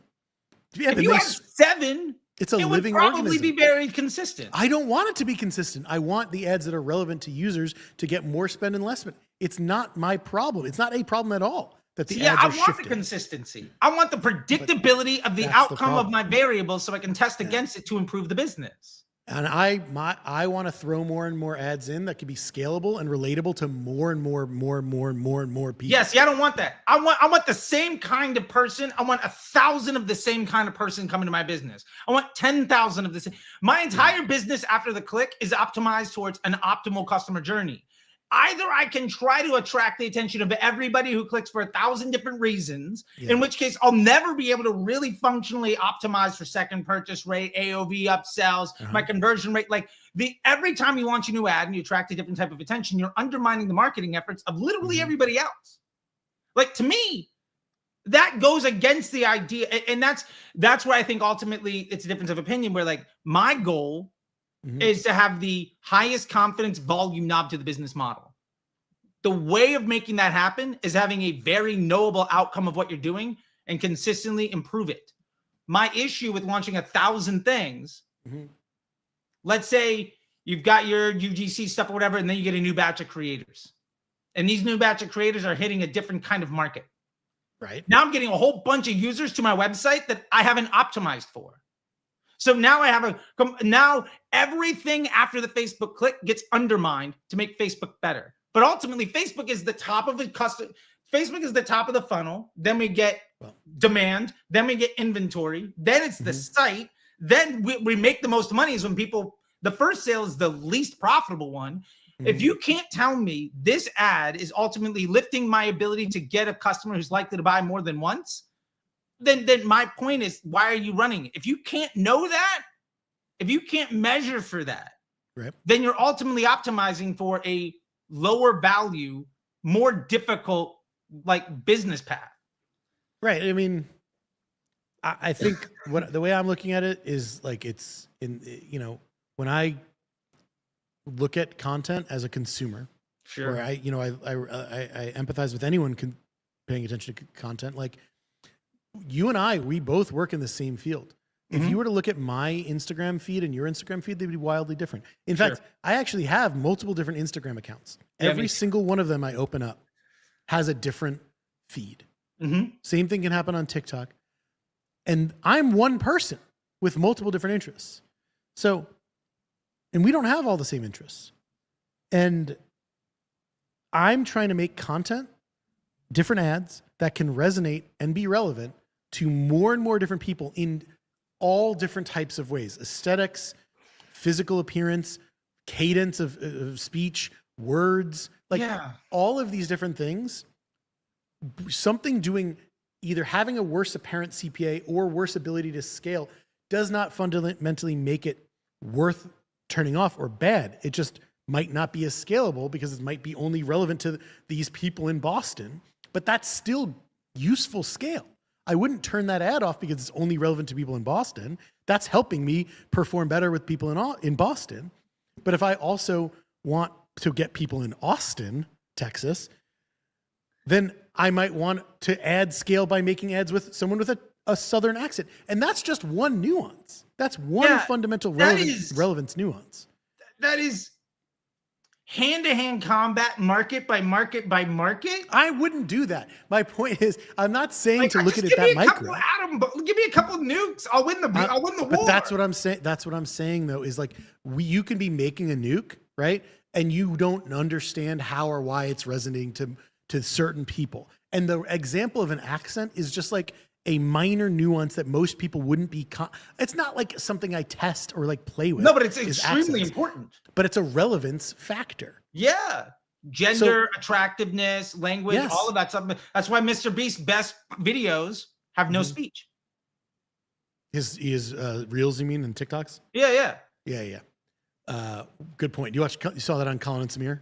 I did, yeah. Shout out Colin and Samir. See, you and I do have that in common. Yeah. I also see Bart, my producer, laughing at that one. Shout out Bart. He loves Colin and Samir too. But yeah, like we have that in common. But a lot of other people watching this might not. By the way, everyone making content probably should. But like, you know, I was talking to Dara the other day and she like dropped the name of some YouTube channel that she follows. And I was like, who the hell is that? I don't know what you're talking about. Like but she said it as if I would of course know it. We all don't pay attention to the same content. We're all not not everything is relevant to everyone the same. So we have to make content that varies in all of these different ways and focus on just what the system wants to spend on. And if the system wants to spend $40,000 a month on this ad and $20,000 a month on this ad, I'm going to try and examine how and why those different ones are getting different amounts of spend. I'm going to try and empathize with the system and empathize with the consumers of those ads. I'm going to try and watch that ad, pay attention to the metrics about how people are engaging with that ad. And I'm going to try to understand, is this for these types of people that are warmer in market, colder in market? What else about this? Are they older? Are they younger? What else about this are they interested in? What else about this is getting their attention? What is the problem that it solves? What is the problem that it brings up? All of these are variables, and I don't want to just focus on one. I want to make ads that cover a lot of them. And I also want to make flexible, scalable websites and landing pages that can also accommodate multiple types of people and multiple problems. Because I don't want to, I know the saying, like, if you market to everyone, you market to no one, but there's a nuance way before that, which is that you can market to a lot of different people that have the same problem, even if they're different. I'll agree on that. And I think ultimately I want to do one thing really well, and I'm not going to introduce complexity until it's necessary. I think it's easy to get a lot of short wins by doing a lot of things pretty well. I think what separates the brands that are getting from 800K to 1.2 from the brands that are going from 3 to 20 is eventually you have to understand. I think you have to ultimately look at what is the most effective way of acquiring cash flow in the business. Mhm. And the more you invest in and not acquiring that and increasing the instability and the inability to optimize for larger business objectives, Mhm. I think the more you get in your own way of seeing the success that you want. And to your point, if the Boston and the Austin are local and only work, if there's enough people in Boston for me to make my business work, I'm not going outside of that. If that Boston is only What? scalable to a certain point, if the Boston ad is only scalable to a certain point, if it only wins to $500 and I want to spend 10,000, Yeah. it's a liability to my No, it's ultimate not. end goal. But you turn it off, then you lose the ability to spend that No, but $500 to those but people. you don't, because something else could do that at a greater level. And I think that's we're gonna maybe have to do another one of these things. But yeah, Yes, a bigger ad, a more scalable ad, ideally would. I agree with that. But that doesn't mean that having that one that's more relevant to this pocket of people, for whatever reason that pocket exists, that doesn't mean that's worth turning off. I'm just means that it isn't as totally scalable. fine. I'm totally fine running uphill to go grab $1 million on the top and have nickels fall out of my pocket. I'm totally fine with that. I would rather focus on scale as a representation, letting the system optimize for scale. And I look at the ability to scale. That's my goal, is to find ads that can scale. Yeah, me too. And my point is, creative testing, the higher volume of variables, the lower confidence you can in getting anything to be more stable and more consistent and continuing to grow. I think volume of creative is directly and inversely related to confidence and stability in the data set that you have.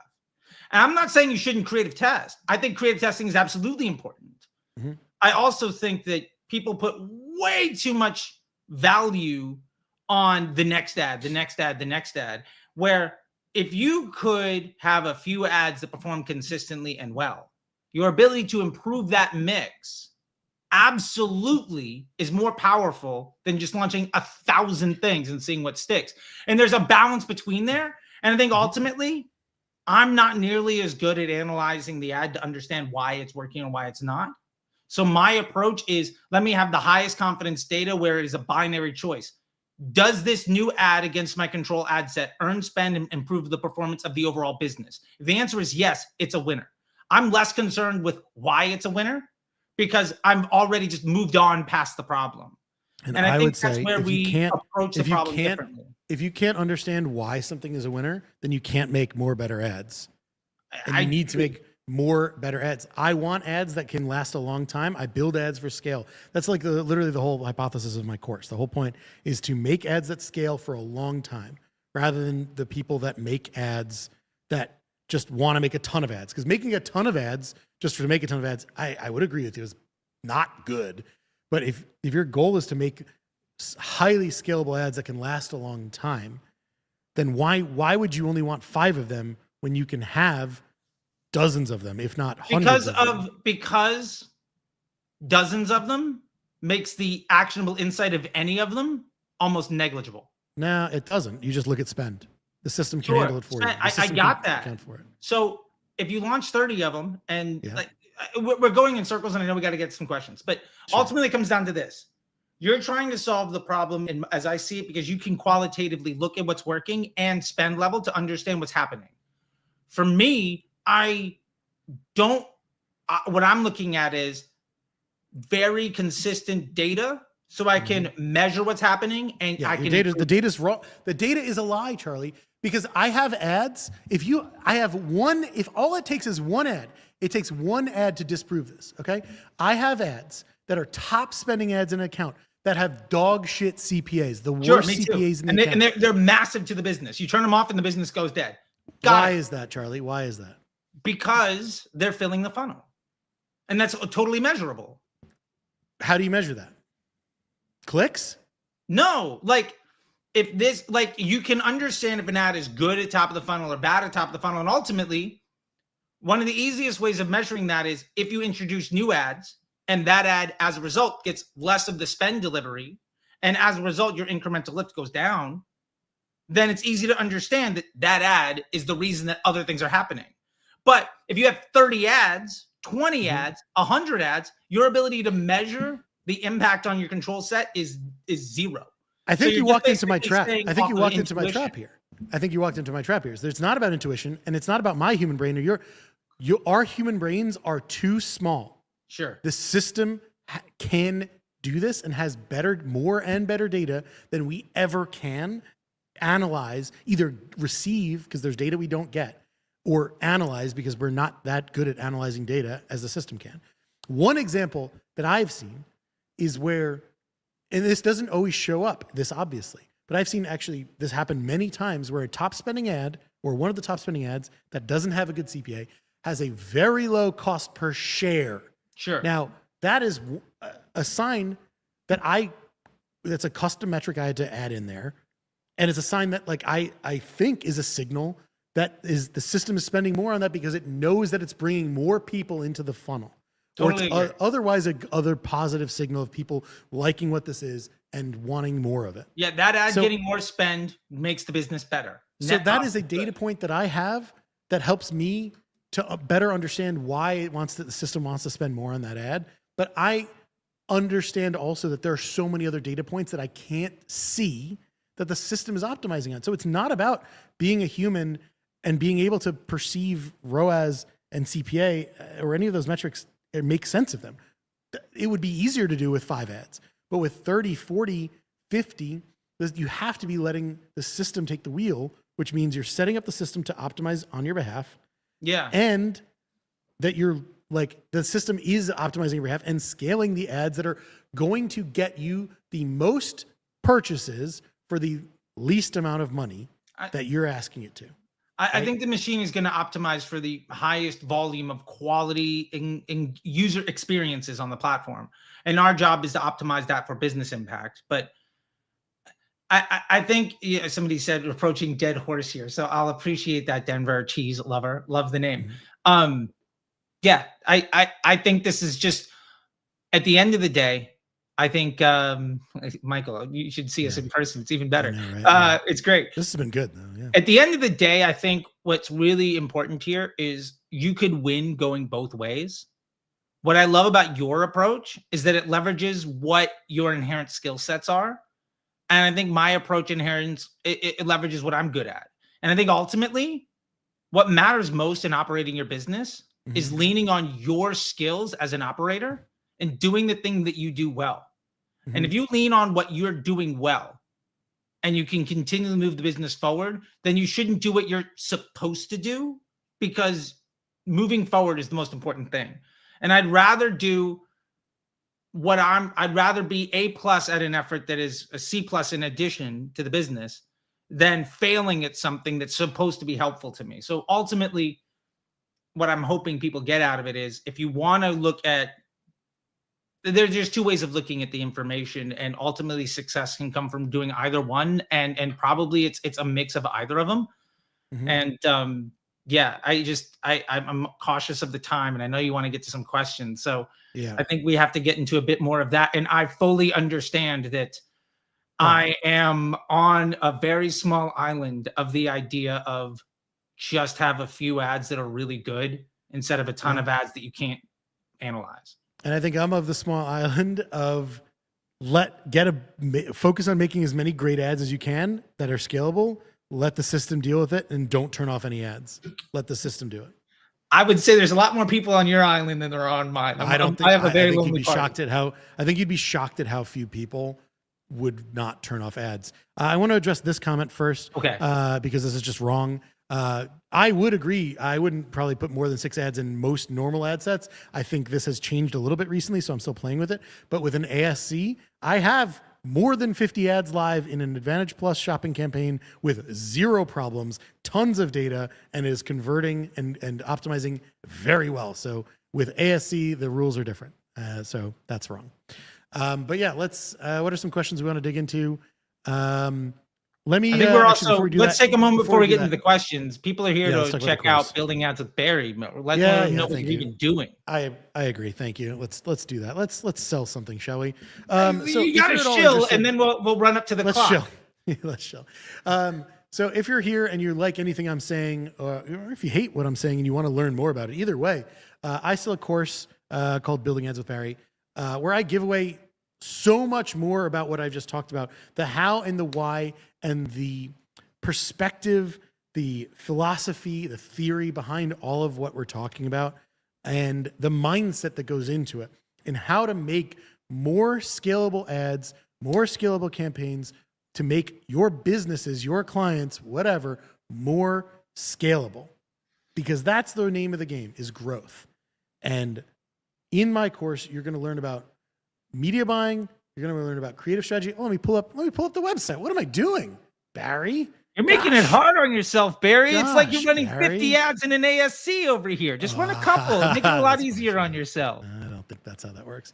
So here's the website, buildingadswithbarry.com. We'll drop the link in here if we haven't already. And you can see, let's look at the program here. Right? First, I recommend you all go check it out. You can see some amazing testimonials from some people who had amazing experiences here. Let's check out some testimonials. Just go look at this at all. Like if you think that any of this might be slightly valuable to you, the course is expensive. I'm not trying to sell you something else after. It's an expensive course because I fill it with tons of value. I want you to get a ton of value out of it. All it takes literally is one nugget from this course and it will pay for itself. And I would expect anyone who takes this course to get so many nuggets out of this. All you need is one for it and for it to pay for itself. So you can see tons of amazing things here. Check out some of the videos there.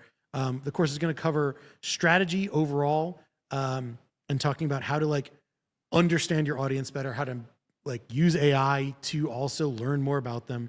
We're going to talk about creative, obviously, creating ads that people don't hate, make stuff that people actually love. You yourself, no matter what you are, if you've made thousands of ads in your life, or if you've never made an ad before, I'm going to help you to make better ads and make your own ads. We're going to dig into media buying, how the system works, getting the system to work better for you, and how the system cheats. We talk a lot about that, and that's been really eye-opening to a lot of people, is seeing the examples from my experience of things that cheat, and then people seeing it in their own accounts and understanding how the system is not always optimizing on their behalf. And then lastly, how to optimize performance, putting it all together, how to test creatives, why you should test them, and what metrics you should track, which I'll tell you right now is mostly spend, digging into what metrics you should focus on and how to empathize and how to optimize accordingly. So please check it out. Just put up a discount here so it's buildingads.com, buildingadswithbarry.com/Charley. That's with an EY. It's right there in the comments. Go check that out.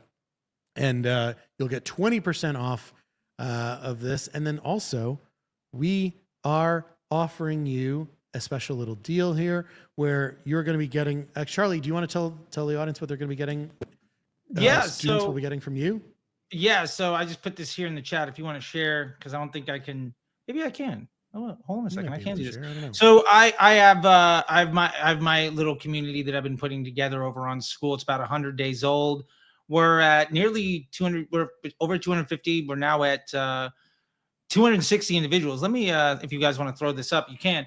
Either way, I don't think I have the ability to control this, so you guys can pull Hold it on, up. Bart's working on it. 1 second. So this is Disruptor Academy, where I'm talking to people about how to look at the business at a global perspective and understand how to operate your ad account for stability and consistency and knowledge, and really looking at the data first approach. I think that it's great to have awesome creative. I think that is one big, huge piece.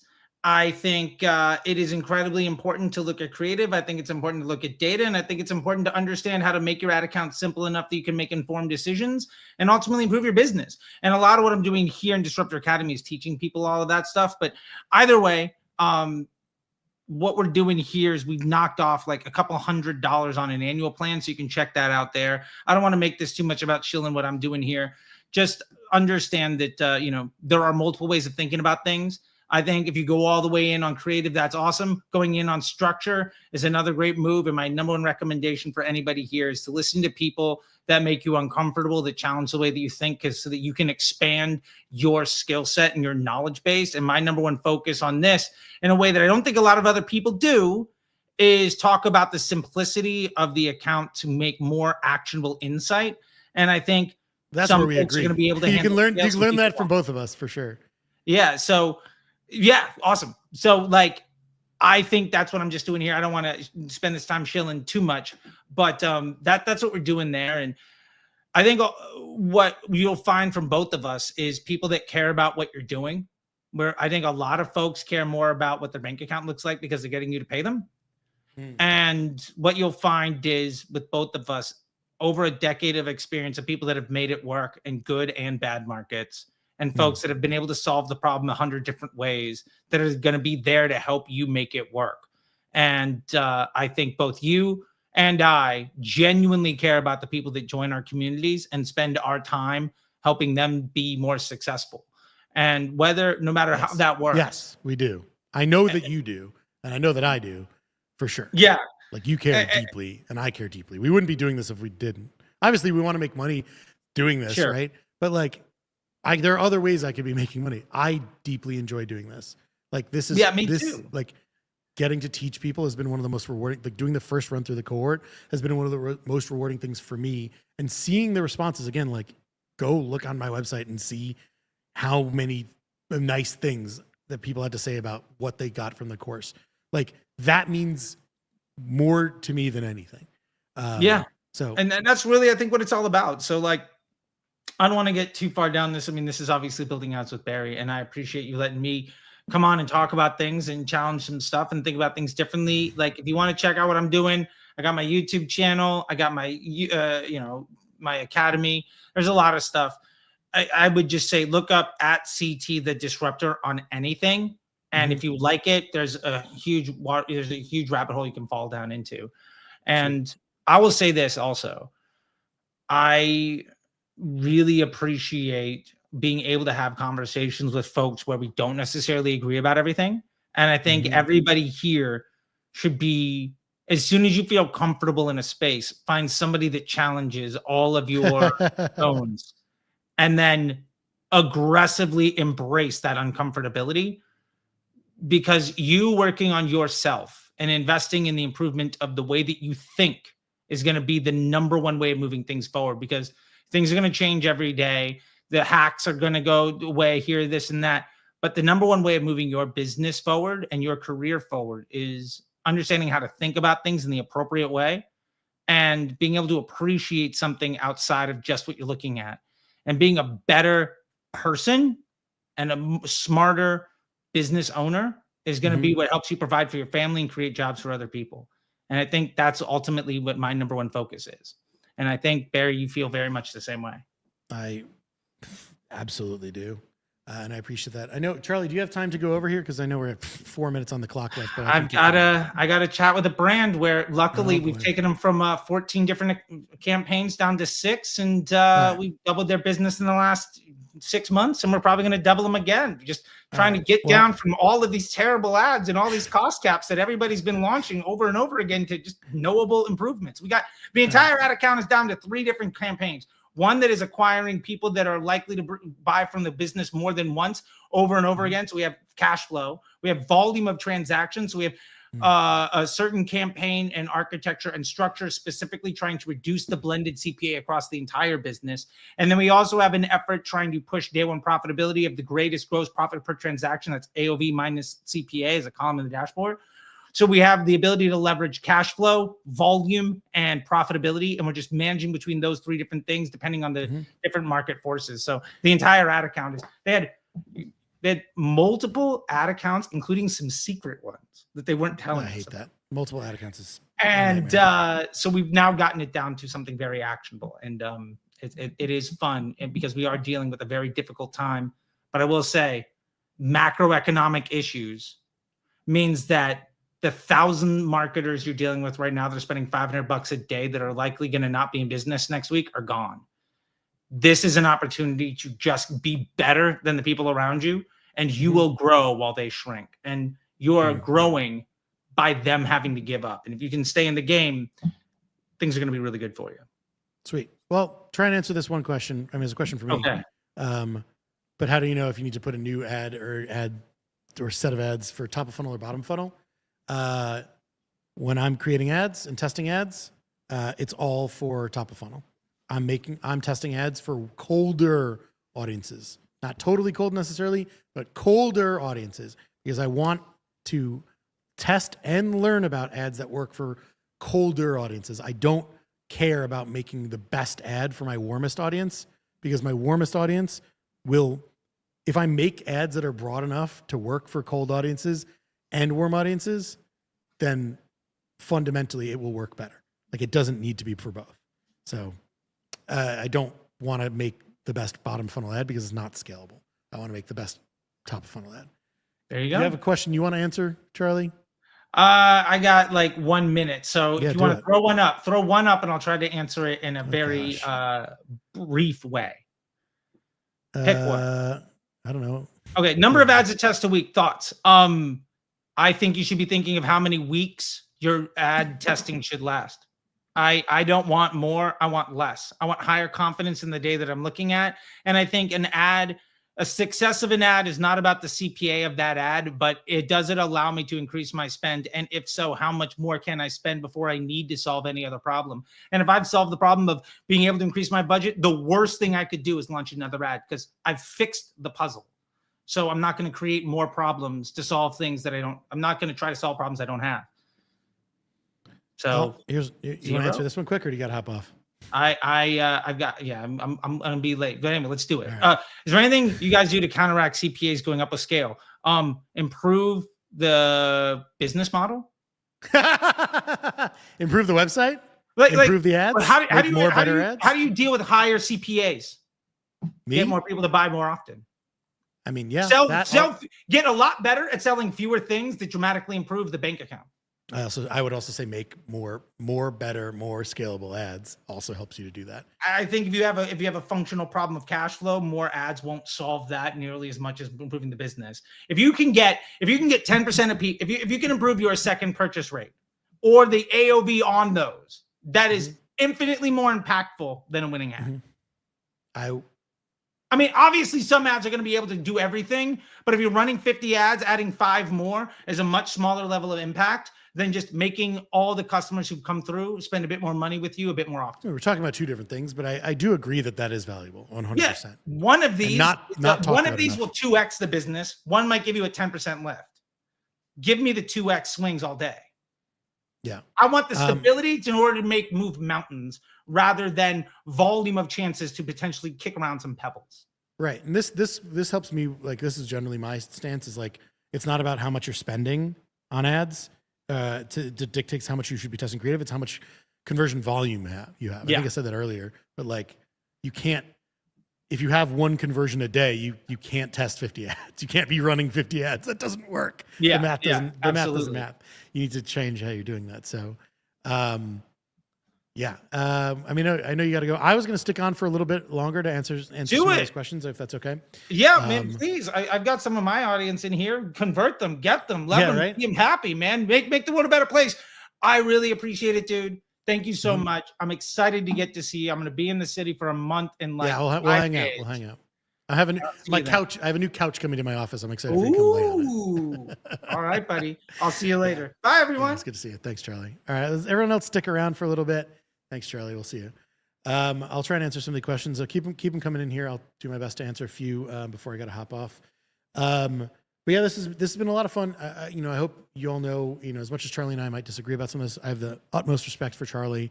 I'm a big fan of Charlie's. This has been a lot of fun. I've really enjoyed doing this. I also hope if you found any of this valuable, like, we're literally just scratching the surface of what is in the course in terms of media buying, creative, and just scaling any of this philosophically, theoretically, and actually tactically. All this stuff is in the course. So as I like to say in any of my ads, and as I like to teach in my course, I don't know what you're waiting for. Go click the link right now, sign up. You got the discount, you're getting an additional discount to Charley stuff too. I really don't know what you're waiting for, but if you have any questions about the course, now's a great time to drop them in. I really appreciate it. So let me see what other questions we have here. It's a lot of thank yous. That was very nice. Yeah, I agree with this question here. I think this would have been a better one for Charley. I know Charley loves the Charley is a big fan of the flexible ad format.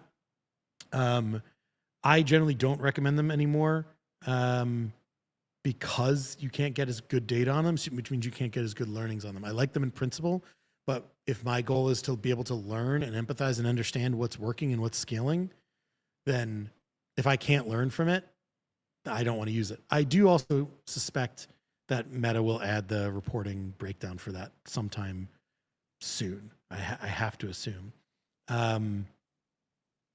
Going back, Michael, I'm guessing, I mean, if this question was for me or for Charley, like for me, it's ad spend. If I'm also testing it, like it's how much can something spend under a certain CPA threshold, which we dig much more deeper into in the course.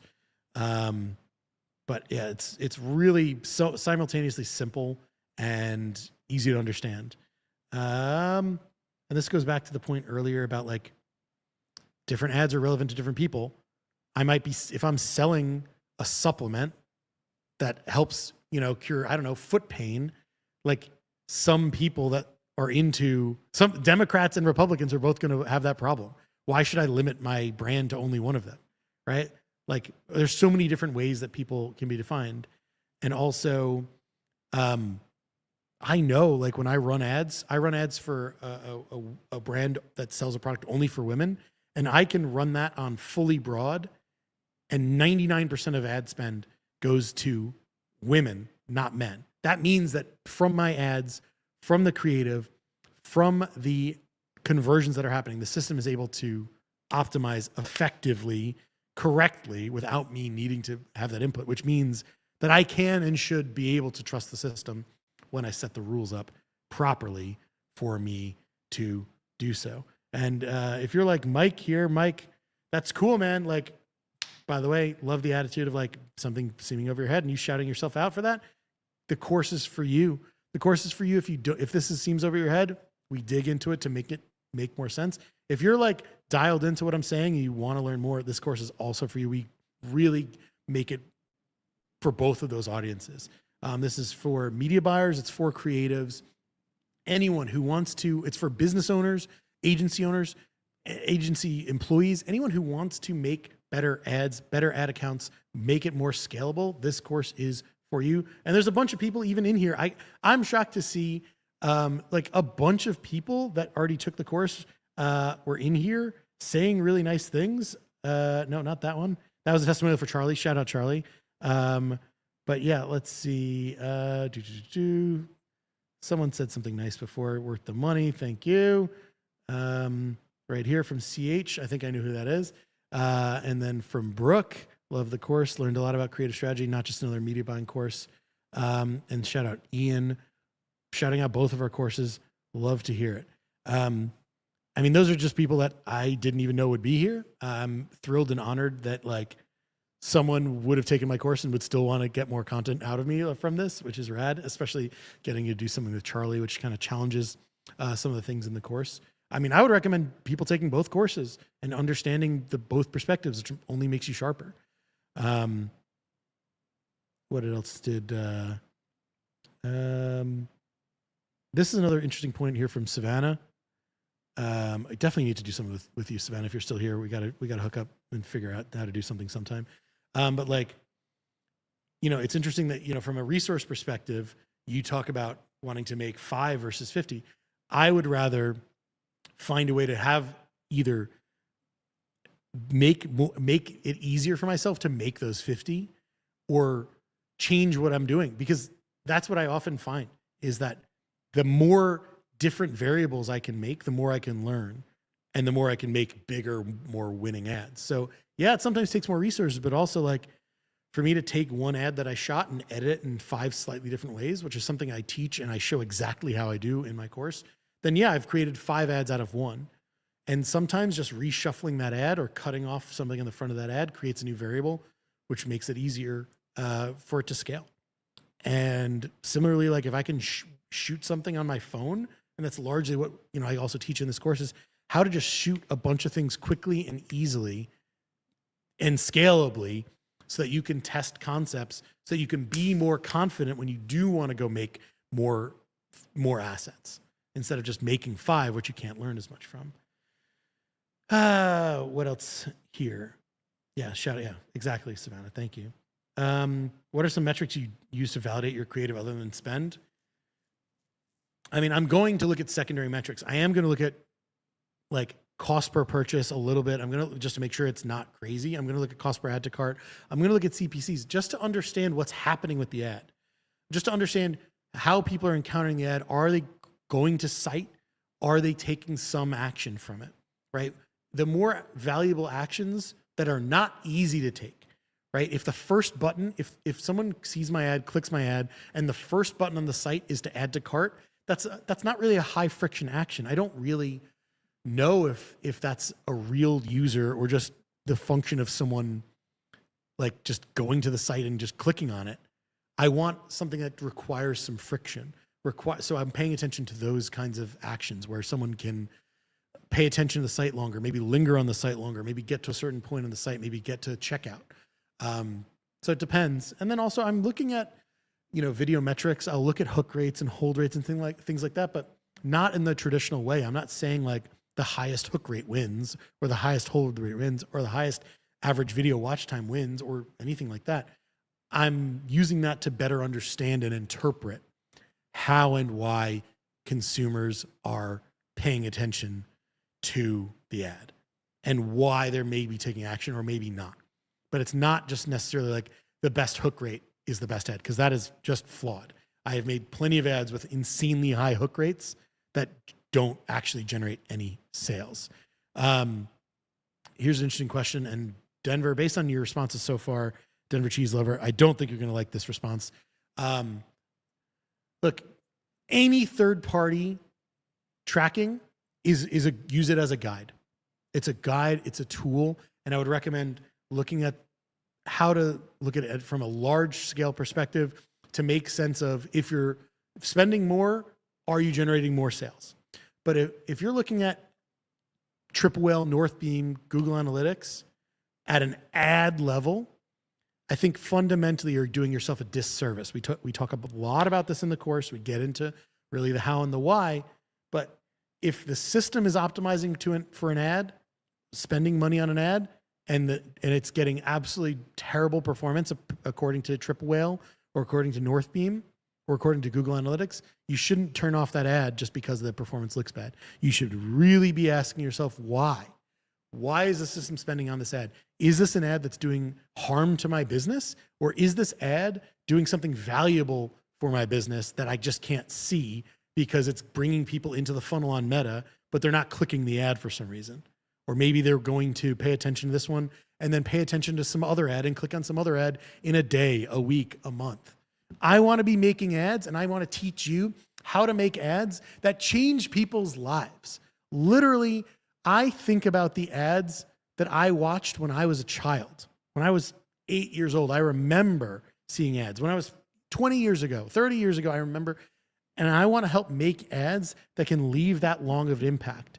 I want to make that while also making people take action today.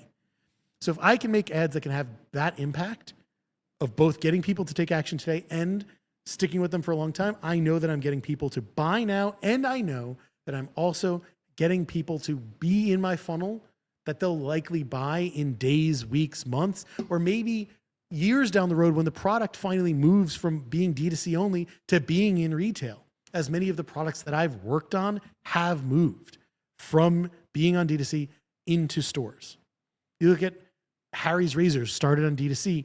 There are tons of people who are just never going to buy that online. But then as soon as they see it available in Target, they'll go and buy it because they remember the ads that they've seen for it. So there are so many examples of that. We want to make ads that drive valuable actions now and use that as a proxy for knowing that our ads are also generating significant brand value long term.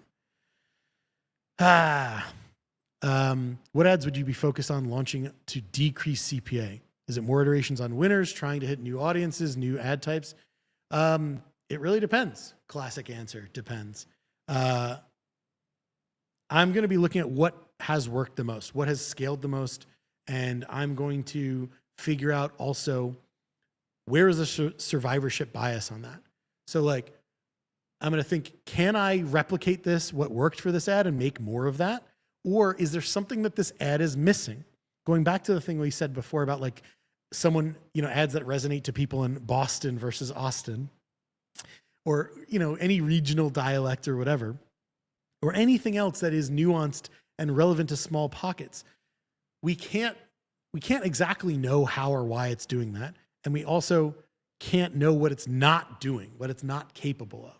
So by the way, I'm not saying anyone should go into their breakdowns and look at like region level or DMA level ad performance. Please don't really waste your time significantly doing that. Maybe once in a while, poke around. Because I have seen that like certain ads, if you show warm weather versus cold weather, might resonate more to northern states versus southern, but who cares? But so really like I'm looking at what worked and how can I make that scale more, but also what worked and what we haven't hit yet, and how does that help me scale more? So if I, made something that, if I can see in my account that like performance is really good for people like 55 and up, there's two ways you look at that. It's like, okay, let's go lean into that. Or you look at, well, what can we do to get people that are younger to buy? What can we do to get their attention? So either way you look at it can scale. Oh yeah, used to. Yeah. Fortunately, we rarely do that. I mean, I try to avoid doing anything broken out by anything anymore. Try and keep it all consolidated. Totally was the worst. But yeah, I'll try and answer a couple more questions. I'm going to have to head off here. Just a reminder to everyone, please go check out buildingadswithbarry.com/Charley. That's CHARLEY, as in Charlie the Disruptor, where you can get a 20% discount on the course that knocks it down from about $2,000 to about $1,500. So that is from $1,990 down to $1,592, a nice round number of $1,592. So go, please check it out. And if you have a team that you'd like to join the course, we also offer special offers and discounts for that, where we can bring a bunch of your team members in. One of the most valuable things we've heard is having multiple people in the course is actually, even though it sounds like it's a lot to like bring a lot of people in and take up a lot of their time, what we've found and we've been told by a lot of students is that it actually was way better than having one person take the course and then relay it to everyone, which then takes up that person's time twice. And also it gets people more aligned and bought in to this whole philosophy, because so much of what I teach is counterintuitive.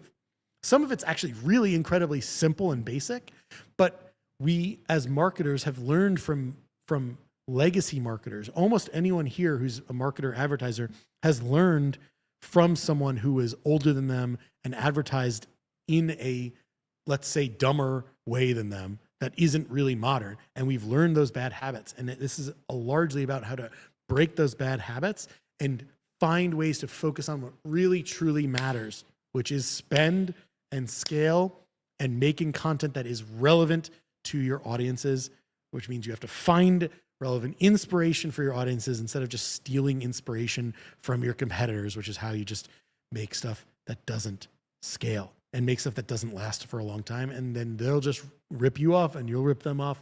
And it's a never ending cycle all the way down into the garbage. This is an interesting question from Dime. Dime, I really appreciate some of your questions here and your comments. What are the fundamental difference you think is in D2C strategy and local biz client appointment gen? I think that one of the biggest misconceptions is that there has to be a huge difference there, at least in terms of advertising. I think there needs to be different strategies in terms of what goals you're optimizing for, what actions you're optimizing for, and how to measure them. But in reality, it's still the same thing. Set a difficult conversion goal, so something that isn't just a lead, but you want to have like a downstream action be your actual optimization. and then make ads that get more people to do that. Make more ads that make sense to people who have both never heard of what you're selling and also exactly what you're selling. A good ad, a great ad will work for both of those audiences fundamentally. A bad ad will only work for your warmest audiences. But that bad ad I just said will look really good in Ads Manager or in your third-party reporting or Google Analytics.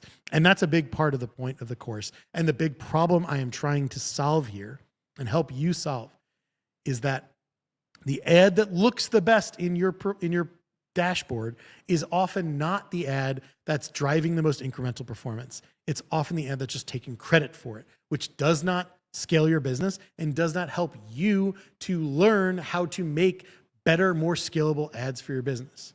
That's the course. That's what I teach you and why I show you all of the hows and whys. So I'm fired up. Yes, of course, that local is nature, smaller reach, and thus less scalable. It doesn't change the problem. You still have to make ads that are relevant to those people. And if you know that it's only relevant to a smaller group of people, I recently, as an example, I'm working on a brand that is only working in Texas right now, before they scale. And I shot an ad for it in my town, in my area in Brooklyn, walking down the street. And then I went to Texas to shoot the same ad concept walking down the street in Texas, on a street in Austin.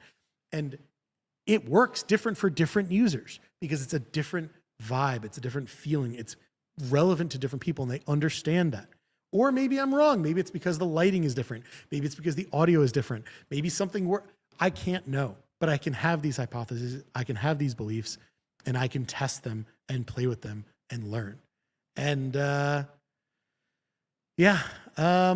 what's the biggest mistake? This is going to be my last question, Denver Cheese Lover. I really appreciate this one. The biggest mistake I see most people making in ad accounts is turning off ads due to apparent performance. If you turn off an ad because the CPA is bad or ROAS is bad and the system is spending a lot on it over a long period of time, and you don't go and look at the comments on that ad, you don't try and understand why that ad maybe is starting to perform worse, that is the problem. You are the problem. And here's my question to you, and I'll probably leave on this. If you have a top spending ad and it's spending 30%, 40%, 50% of your budget, and suddenly the CPA doubles on that ad, is there something wrong with that ad? Or maybe did something else go wrong on your website? And should you punish that one ad? Should you punish that one ad that was probably driving you more and better results than anything else and driving more scale? Just you're going to turn that one ad off because the CPA got bad, but meanwhile, it's probably something that messed up externally from that ad.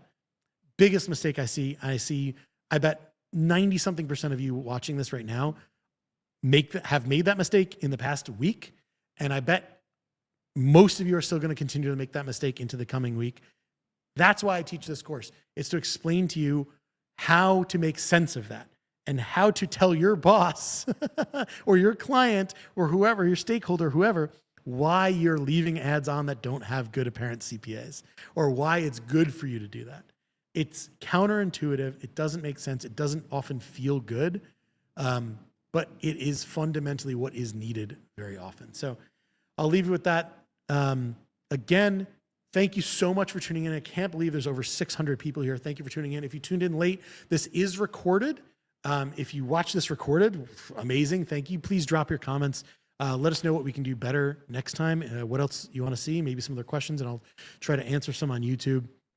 But again, check out my course, buildingadswithbarry.com. It's been a pleasure chatting with you. If you go to the link that we shared here, buildingadswithbarry.com/Charley, you will get 20% off. If you don't want 20% off, okay, great, thank you.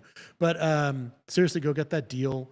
And I'm excited to see you in there. If you have any questions about it, you can email me and my team, Barry@buildingadswithbarry.com. Happy to answer any questions. If you are interested in getting a team involved and want to, if you have a large enough team, we can give you a discount, and I'll do some individual coaching time with you. Savannah, shout out Savannah. Yep, buy full price. Thank you. But totally cool. Please get this discount. It's available to you. I'm all for it. I want everyone to feel like they're getting a good deal, and I want people to get a good deal. But yeah, go check out all the testimonials on my site from the different perspectives of business owners, from media buyers, from creatives, from agencies, from brands. There's so many people on there that found this valuable. And again, the course is not cheap.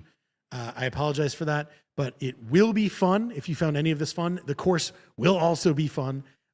It will be valuable. It easily pays for itself for anyone who thinks that this is worthwhile or interesting to them. All it takes is one nugget from me. And if you didn't get a nugget in this video alone, this webinar alone, I'd be shocked. But there are tons more inside waiting for you, from media buying to creative strategy, mindset. There's so much in there that will make so much value and money for you if you're spending any reasonable amount of money on ads. This is for you. So as I love to say, I don't know what you're waiting for. Click the link right now. Go check out buildingadswithbarry.com/Charley, and I will see you in the course. Thank you all so much for tuning in, spending this time with me. I appreciate it. And that is all. I will see you on the next one. We have one of these coming up soon. Hope to see you there, but really hope to see you in the course. I don't know what you're waiting for. Go get it right now. Thanks again, y'all. Bye.